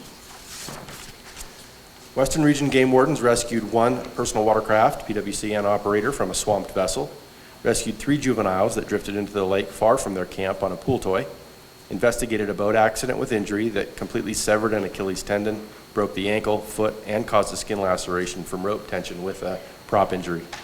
It's a bad one. Investigated a boat accident and an agency assist with state parks on numerous humans and vessel rescues on Lake Lahontan during a high wind event. Several game wardens worked at the Catherine's Landing OUI checkpoint run by Arizona Game and Fish. And in the public safety arena, Southern Region Game Warden Wes Coons completed his final phase of field training and is now a solo officer in the Overton, Nevada area. Eastern Region Game Wardens assisted county officers in a tragic drowning accident at South Fork Reservoir recently. And details on that are still pending. And I will open for questions from the commission. Any questions for Captain Bowles? Okay, thank you very much. It's nice to see you. That concludes our department activity report. Madam Chair, I'll just add one anecdotal piece. Captain Bowles mentioned some of the urban wildlife calls, and it's been interesting to see how the drought has affected some of the numbers on those calls. All of last year, all of 2020, the department received 15 calls on mountain lions in the Las Vegas area. In the first 5.5 months of 2021, we had over 30 calls and had our hands on multiple lions in what is essentially downtown Vegas, not necessarily the Strip, but in very, very urbanized areas. And so we anticipate seeing additional challenges as a result of the drought as it pertains to some of the urban wildlife interactions. Could I ask a question about that? Sure. Is there anything you can attribute that to? the mountain lion sightings? I think it's drought-related and the abundance or lack thereof of prey. We have, incredibly dry conditions out there, so we have poor forage. We know that rabbit and small mammal abundance is down as a result of that. So much along the lines of, just artificial landscaping, watering, you create refugia for potential prey items, and they just follow those corridors in, much like, coyotes have historically done. And we've been able to capture a couple of those animals and relocate them, but that hasn't been the fate for all of them. Thank you. Any other questions? All right, thank you. Moving on to reports. 8B, litigation report, Deputy Attorney General Craig Burkett. A report will be provided on the Nevada Department of Wildlife litigation. And Deputy Attorney General Peter Handy here for Craig Burkett today. I have a brief update on a couple of matters. First, the Nevada Wildlife Alliance versus the Second Judicial District Court. In that matter, the appellants have filed their reply brief, and that matter stands submitted for decision before the Nevada Supreme Court. And Smith v. Wakeling, that matter is in mediation today. That's why Craig Burkett is not here and you get me instead. That matter is tentatively set on a stacked calendar for trial to begin on August 24th of this year, unless that matter is resolved prior to that date. Okay, thank you. Questions for Mr. Handy? Commissioner Hubbs.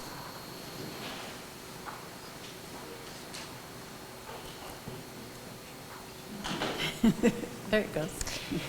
Just as to the last legal matter, desert survivors versus United States Department of Interior, in regards to the Endangered Species Act and the sage-grouse. It just says, I see one of them is desert survivors, but it says filed by multiple nonprofit environmental entities. And I didn't know who else was the plaintiff in that matter. Is that list very extensive? I don't know exactly how long that list is. I could certainly have Craig provide that information to you. Thank you. Any other questions? Thank you, Mr. Handy. Okay, 8C, Legislative Update Report. Committee Chairwoman Tiffany East. A report will be provided on the final Legislative Committee meeting and legislative session update. You all have an update in your packet, but I wanted to just walk through it really quickly. But first, I want to thank Kaylee Musso. Is that how you say it? Musso? Musso? She's changed her name. She got married last weekend. So Ms. Taylor Musso, for her knowledge, support, and guidance this year. She kept me on track multiple times. I would call her and say, wait a minute, where are we at on this? So I appreciate you immensely, Kaylee. You've done a fantastic job, and with not just with our committee, but with the department's legislative matters too. So as well as the staff, all the staff were very helpful when we'd have a question or needed some additional information. I also want to thank the committee members, Commissioners McNinch, Perini, and Rogers, and member Greg Smith for their time and input and support. It was greatly appreciated. We had a really busy session, and we had some good wins. The department's bill, SB 406, was approved as amended to allow for emergency acceptance and expenditures through the Wildlife Trust Fund of no more than $250,000 per event. It also provides an electronic tag in some circumstances and changes the residency requirements of a senior combo hunting and fishing license to align with other residency requirements revised during the license simplification. And the commission will be making some revisions to the electronic tag portion of our regulations. AB 89 was approved, so the commission can establish regulation for transferring a tag to a qualified organization. Under SB 125, the commission can adopt regulations allowing for possession of golden eagles for certain purposes, and those are rehab purposes only. SB 52, the dark sky designation passed, and we received a note of thanks for our support from Colin Robertson on behalf of the Nevada Division of Outdoor Recreation. AB 211 was approved, which requires NDOW comments on proposed land developments. As passed, the commission will need to establish regulation allowing the department to establish a fee to charge for comment that cannot surpass, the fee cannot surpass $250 plus $5 per acre. It's down from what I think it had originally been proposed, but at least we got something in there. We may want to make some attempts to increase that in the future. AB 2, the legislation allowing people to serve on more than one state board or commission, did pass. AB 202 passed. This legislation revises the provisions relating to the registration of a qualified organization to operate a charitable lottery or game. The roadkill salvage bill, AB 299, did not make it through this session. We will probably see it next session. And I have shared with both Assemblywoman Titus and Mr. Ricker that they should seek input from NDOW and the commission prior to putting forward their bill in the future. SB 78, the bill to add a guide and an elected official, amongst other revisions, did fail to get past the Senate. So that would have affected our commission. And finally, AB 433, the bill that authorizes the Sagebrush Ecosystem Council to establish a fee for mitigation program in the state, did not pass the first deadline. So that's an update on legislative. If you have any questions, I'd be happy to answer or have Ms. Musso answer. Any questions? Nope. Okay. Thank you. Let's go to 8D, and then I think we'll take a quick break before we go on to E.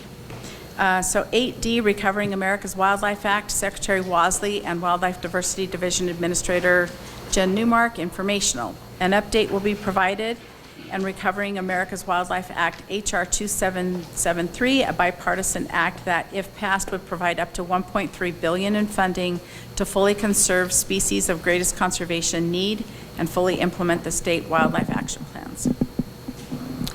Thank you, Madam Chair.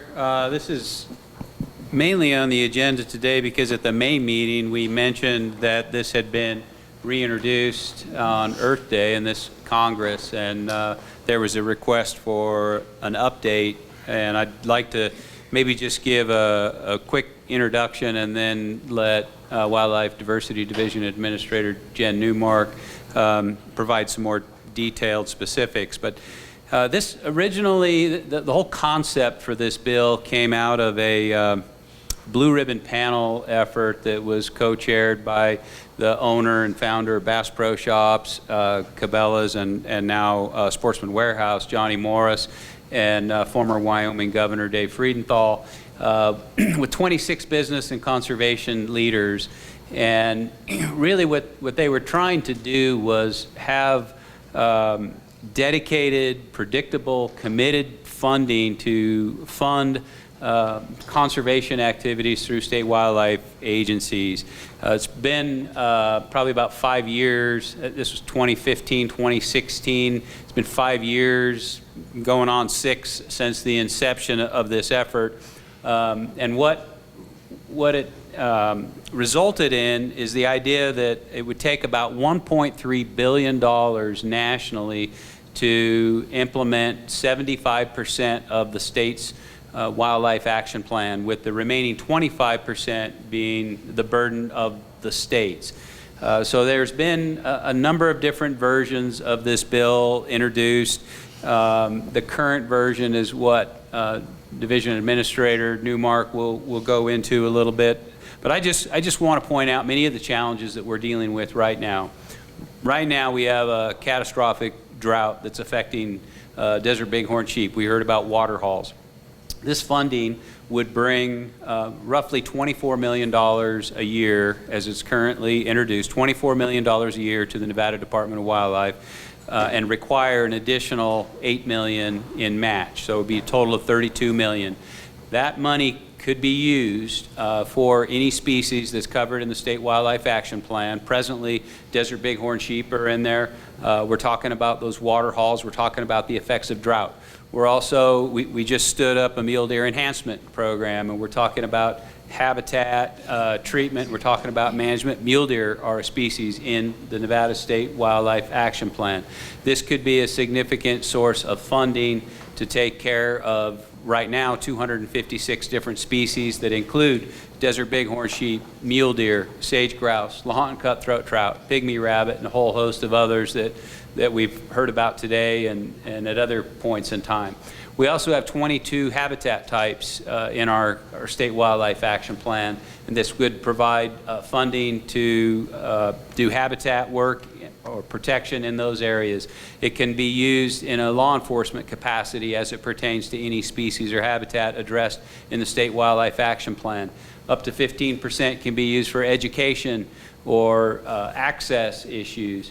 So the range of uses are significant. A couple differences in this version would require a minimum percent to be used towards species that are listed as threatened or endangered under the Endangered Species Act, and there's been some changes to the apportionment formula that would provide more money for states that have more species that are listed. Currently, where this sits is it's been introduced in the House. The last Congress, it was voted.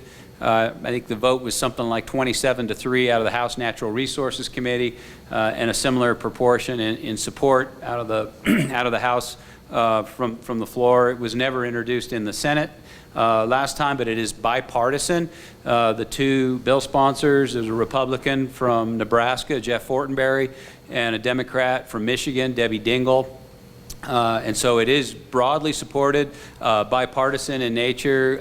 I gave just a brief synopsis to the Nevada Cattlemen's Executive Board on Wednesday of this week. Yesterday, I met with the Nevada Mining Association, who said they were very comfortable in saying that at this point in time, they have no objection to the content in this, and we're hopeful that after having an opportunity to discuss it more with the membership, they may even be able to be in a position where they would support it. So it could bring significant resources to the Department of Wildlife. Anybody who is perceiving loss in this opportunity probably doesn't fully understand the benefits, but we see it as a game changer for the department. And want to provide you all an update, and we'll certainly commit to updates as it emerges. But I'll turn it over to Jen, and Jen, I'm sorry if I stole your thunder with your PowerPoint. Yeah, sorry. He stole all my thunder. We should have coordinated better. Jen Newmark, Wildlife Diversity Division Administrator. And so I'll just be going into a little bit more detail on all the highlights that Director Wassley just provided for you. But just as history, again, the Blue Ribbon Panel recommended that Congress dedicate up to $1.3 billion annually, and at the time they tied that revenue to energy and mineral resources, and that is no longer the case now, and we'll talk about that in a little bit. And through this, Nevada would get approximately $30 million annually. So it's tied to our Nevada Wildlife Action Plan, which I know that all of you on the board are familiar with. But I wanted to go into just a little bit of detail on the action plan for purposes of our public who are visiting today, so they understand, and also just to remind everybody that we're currently revising our Wildlife Action Plan. So we'll have a new plan submitted to the service September 6th of 2022. So our wildlife action plans are state-led conservation plans. They really are aimed at keeping common species common and addressing declining species before they need to be listed.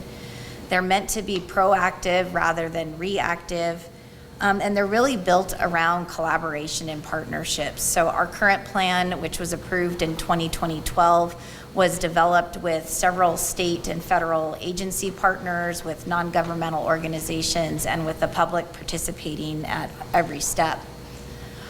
These plans are currently funded through the state and tribal wildlife grants, which is a very small allocation every year. It funds about 5% of wildlife action plan implementation, and that, of course, has a state match. So really through those two processes, we're getting state and federal funding.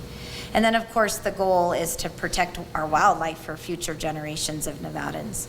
So we have 256 species of greatest conservation need that are identified in our current plan. And I always like to emphasize that this is a department-wide strategic biological plan. So it covers all of our divisions. It includes, as Director Wassley already pointed out, mule deer, bighorn sheep, Lahontan cutthroat trout, and then several other species, including pygmy rabbits, bats, reptiles, and birds. There's 22 key habitat types that are identified that are tied to our greatest species of conservation need. So this bill, this version of Recovering America's Wildlife Act, again, it's bipartisan. It was introduced by Jeff Fortenberry, a Republican in Nebraska, and Debbie Dingell, a Democrat in Michigan. They introduced it on Earth Day of this year, and it's HR 2773, in case anybody wants to follow it. It provides $1.3 billion annually in dedicated funds to the states to implement their wildlife action plans. And there's an additional $97.5 million for tribal nations to fund their wildlife conservation.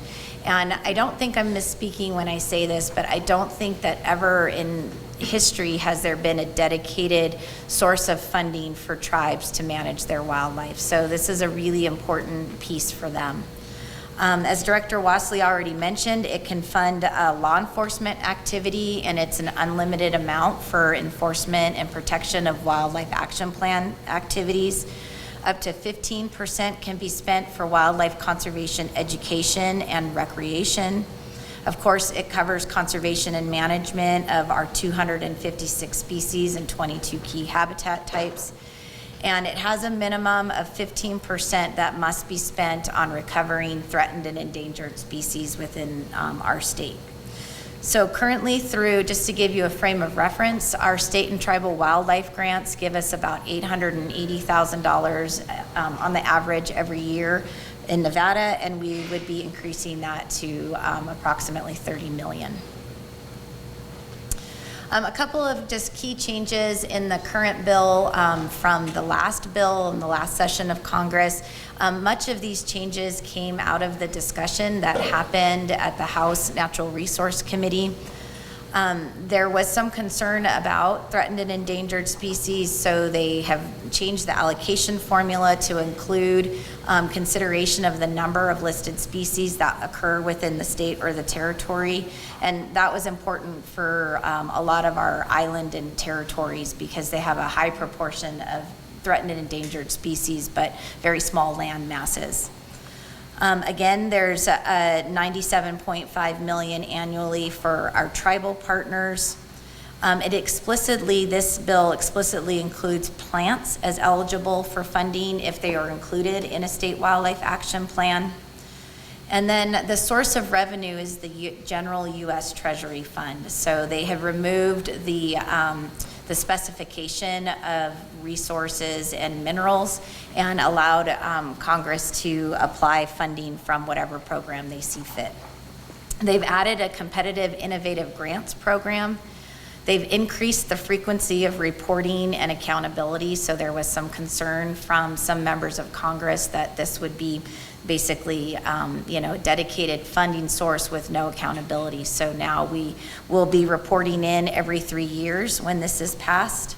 And it clarifies threats to species of conservation priority to include disease and invasive species, which I think is a really important component with this bill because it will give us the ability to address some of those emerging diseases and invasive species within the state.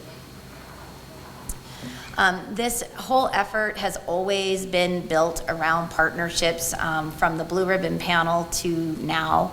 This is just a small smattering of the different partners that are supporting this effort, and it's all under the Alliance for America's Fish and Wildlife. And you can go to ournatureusa.org to find more information, but right after the bill was introduced, more than 350 organizations signed on to a support letter to Congress in support of this act.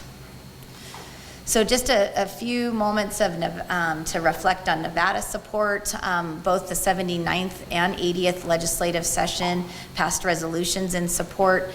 And again, the Nevada Board of Wildlife Commissioners passed a resolution in 2016 in support of this. And I can't emphasize enough how important that was, because we were the first state to have our commission pass a resolution, and it sparked a whole lot of other states to take similar actions. And so it really showed there's strong support for this at our state levels.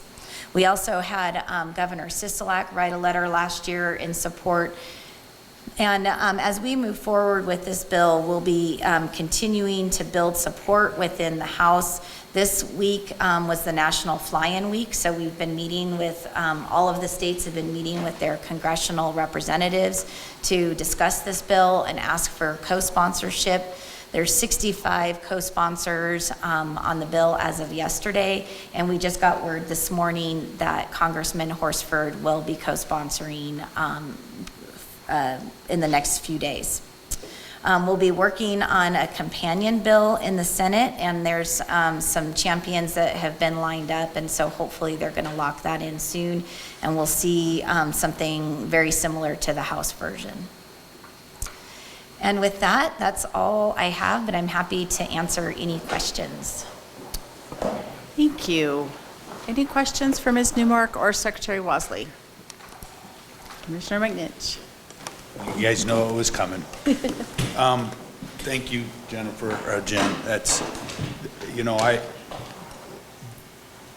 we hear all the time, what are the opportunities for other ways of paying into the system? And these opportunities come along not even once a lifetime. I mean, Pittman Robertson it's over 80 years ago now. And, and it's still being heralded as a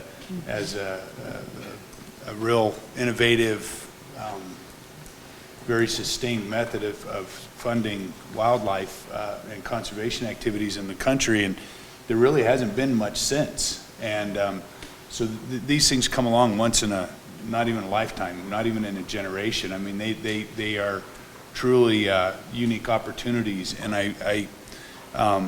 we hear frequently, what are the opportunities for a broader support, a broader foundation? And this is where it comes from right here. The funding mechanism proposal's changed, but the concept of basically society, or the broad base of support for wildlife is still there, and it's still retained. And I'm really hopeful that, if there are issues and concerns, that we're able to get those on the table and start talking about them so that they don't become issues as they move forward. There's a lot of energy that's moving this thing right now, and it's, I often wish I could be a bigger part of it, just because to me it's the coolest thing that's ever happened. And to just see it happen, and I've said it before, but Jen and Tony are playing a much bigger role than they let on. And I don't know if I'm setting you up for criticisms when I say that, but I think it's an honorable thing, and I appreciate the time and effort that the department has put into this, because it changes how wildlife and where it's viewed on the scale of importance in the country, and probably internationally, when we do things like this. And I appreciate those efforts and stuff. I've said it before. Tony, is there any? Were you going to get into the second recommendation, or is that for another day?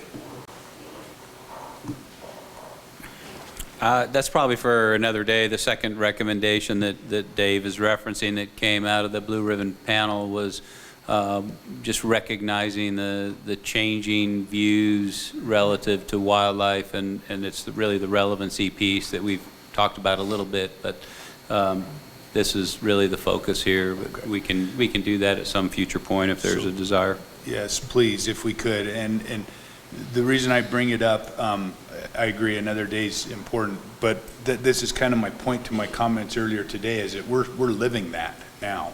It's here. And that's why it's important to put some perspective to it, or to some framework to it, and hopefully we can guide that process along in a constructive way, so that we're not blown out all over the place trying to figure it out. So anyway, I appreciate it, and I really do appreciate the updates, and I'd love to see them more frequently if there's a way. I know that's a lot of work, but there's not always something new to say. But anyway, I appreciate it.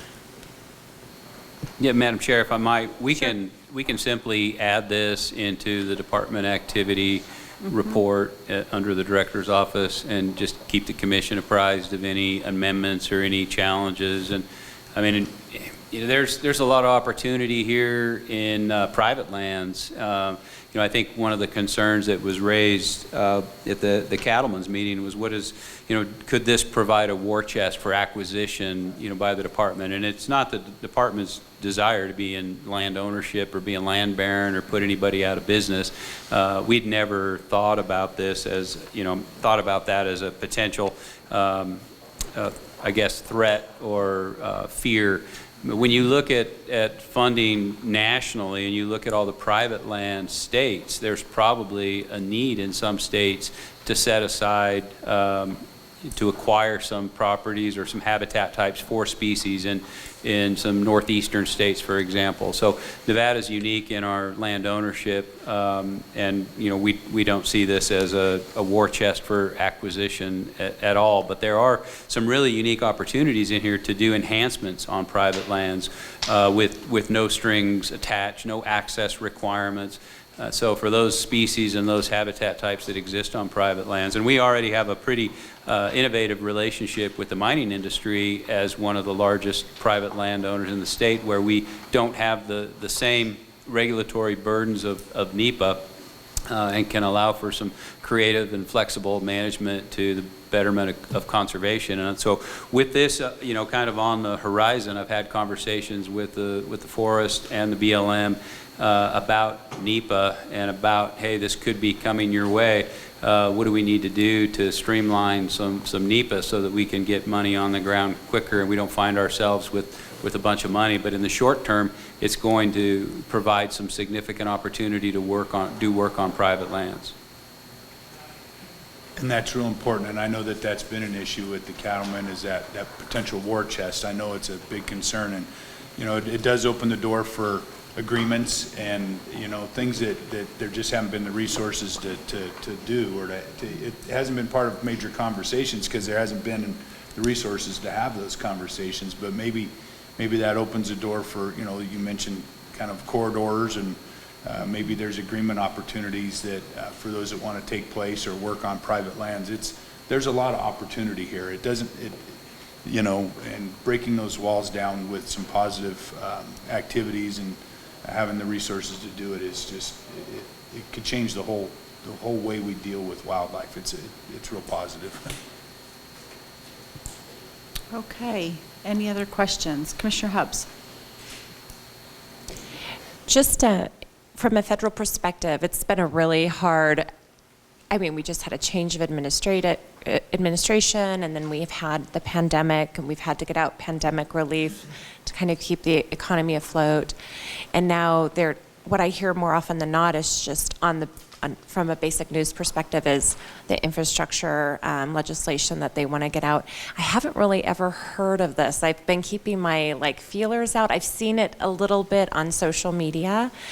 How important is this legislation, and how competitive is it right now for it to be brought forward and discussed, so the average person knows this is going on? Yeah, that's a great question, and I know that there's been a lot of political divisiveness over the past few years, and I'll point to the Land and Water Conservation Fund and the Great American Outdoors Act as two significant passages in Congress, and it was viewed that those were in the last Congress. Those were the only thing that passed that really had broad bipartisan support were conservation legislation. And so this has quickly, with the passage of the Great American Outdoors Act and Land and Water Conservation Fund, the Recovering America's Wildlife Act has really moved to the top of the list. And when you look at that list of partners that was in Jen's slide, you've got Hess Oil and Shell Oil and Cornell Ornithological Lab and Congressional Sportsman's Foundation and Audubon. I mean, you have an incredibly diverse pool of partners that runs the gamut from left, including Center for Biological Diversity, or to the more middle Nature Conservancy, to extreme right groups. It is broad in support. It is incredibly important to state wildlife agencies, and to Dave's point of broadening that funding model and mechanism. And right now, we are disproportionate, as we've said repeatedly, we're disproportionately reliant on a small number of our species, 8% of our species that less than 3% of our citizens are willing to pay to recreationally pursue to take care of all the species for all the citizens. This would broaden that funding burden to more citizens and allow us to be more effective in proactive conservation and providing business certainty and providing some resources towards the delisting of species, recreation, law enforcement, education, in a broad manner. So there is a campaign, the Alliance for America's Fish and Wildlife, that was really, kind of the marketing effort that precluded the introduction of RAWA initially. And there's still a number of resources out there, but we've fallen short, and it all goes to the second recommendation that Dave referenced, which is that of relevancy. And the relevancy of conservation is very low. And we sit in these meetings and we talk about these issues that we're incredibly passionate about, but we know the majority of society isn't as plugged into these issues as we are, that it's more about education, medication, incarceration in society than it is the conservation of species. And that was really the second recommendation that came out of the Blue Ribbon panel. One is the funding, and then the second one was an acknowledgement that part of the reason that funding is so challenging for conservation is that we're not relevant to the broader discussion in society, and that's the second recommendation. What do we need to do to engage broader constituencies and have a greater awareness of society's views and values relative to wildlife? So to your question, what do we need to do? I mean, a lot of that's through the relevancy roadmap, but it's through the Alliance for America's Fish and Wildlife. It's all of us having those conversations with our industry partners, with our congressional delegation, passage of resolutions by the commission, legislature. I don't know, Jen, do you want to add to that or try to answer that further? Well, I was just going to add that, I think that one of the things that I can remember talking about 3 or 4 years ago is how disconnected people are with nature. And one thing I think that has happened through the pandemic is people have become very connected again with nature. They've realized how important it is to have access to nature, to be able to go outside for a walk, to see and hear birds singing. And that kind of connection that people have now with nature is a great opportunity, because they understand now and they are seeing it for themselves and they experience it for themselves. And one of the important pieces of Recovering America's Wildlife Act, I think, is our ability to deliver nature to people all throughout our state, even in our urban areas. And that's directly related to our field trip this afternoon, is how we can provide those services. We can get people outdoors, and even in an urban park where somebody can go bird watching, that's an important connection for them. And they can't go bird watching if we don't have healthy and sustainable wildlife populations. So I think there's a great opportunity to talk with the public and to get momentum for this now through that connection. Okay, any other questions? Commissioner Hubbs. Just one more on this, and I'm like hesitant to bring it up, but I think it's important. The switch from the royalties to the general fund, and how do we explain that? Like, people are going to want to know, okay, now if we go to this general fund, you're taking it away from something else. What's the argument there? And so originally, that when it was kind of the extractive industries, there were concerns expressed by some of the environmental community that it was tied to those, exploitive activities, and so it created a perverse incentive, and that the industry was going to use it to greenwash, extraction, oil and gas, or mining, for example. So the bill sponsors said, we don't have to tie it to, a particular source of revenue.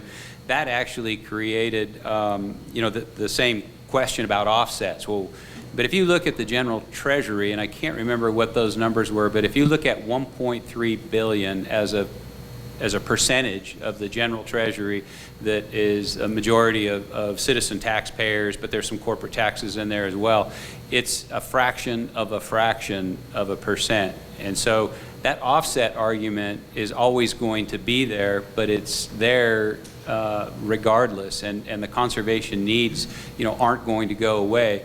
One of the things that, we struggle with, our funding model, it's a really transparent funding model, right? We rely disproportionately on the excise taxes of fishing equipment, on the excise taxes of guns and ammo, and on the sale of licenses and tags, and that money is protected from diversion under federal law. And so those individuals that are in this room that are paying for those opportunities to hunt or fish identify with the dollars that they're providing, and they trace that into our accounts, and it never leaves our account. It never goes into that general fund where it gets stirred around and they lose sight or lose track of their dollars. So with that transparency comes high levels of expectations on how the department spends that.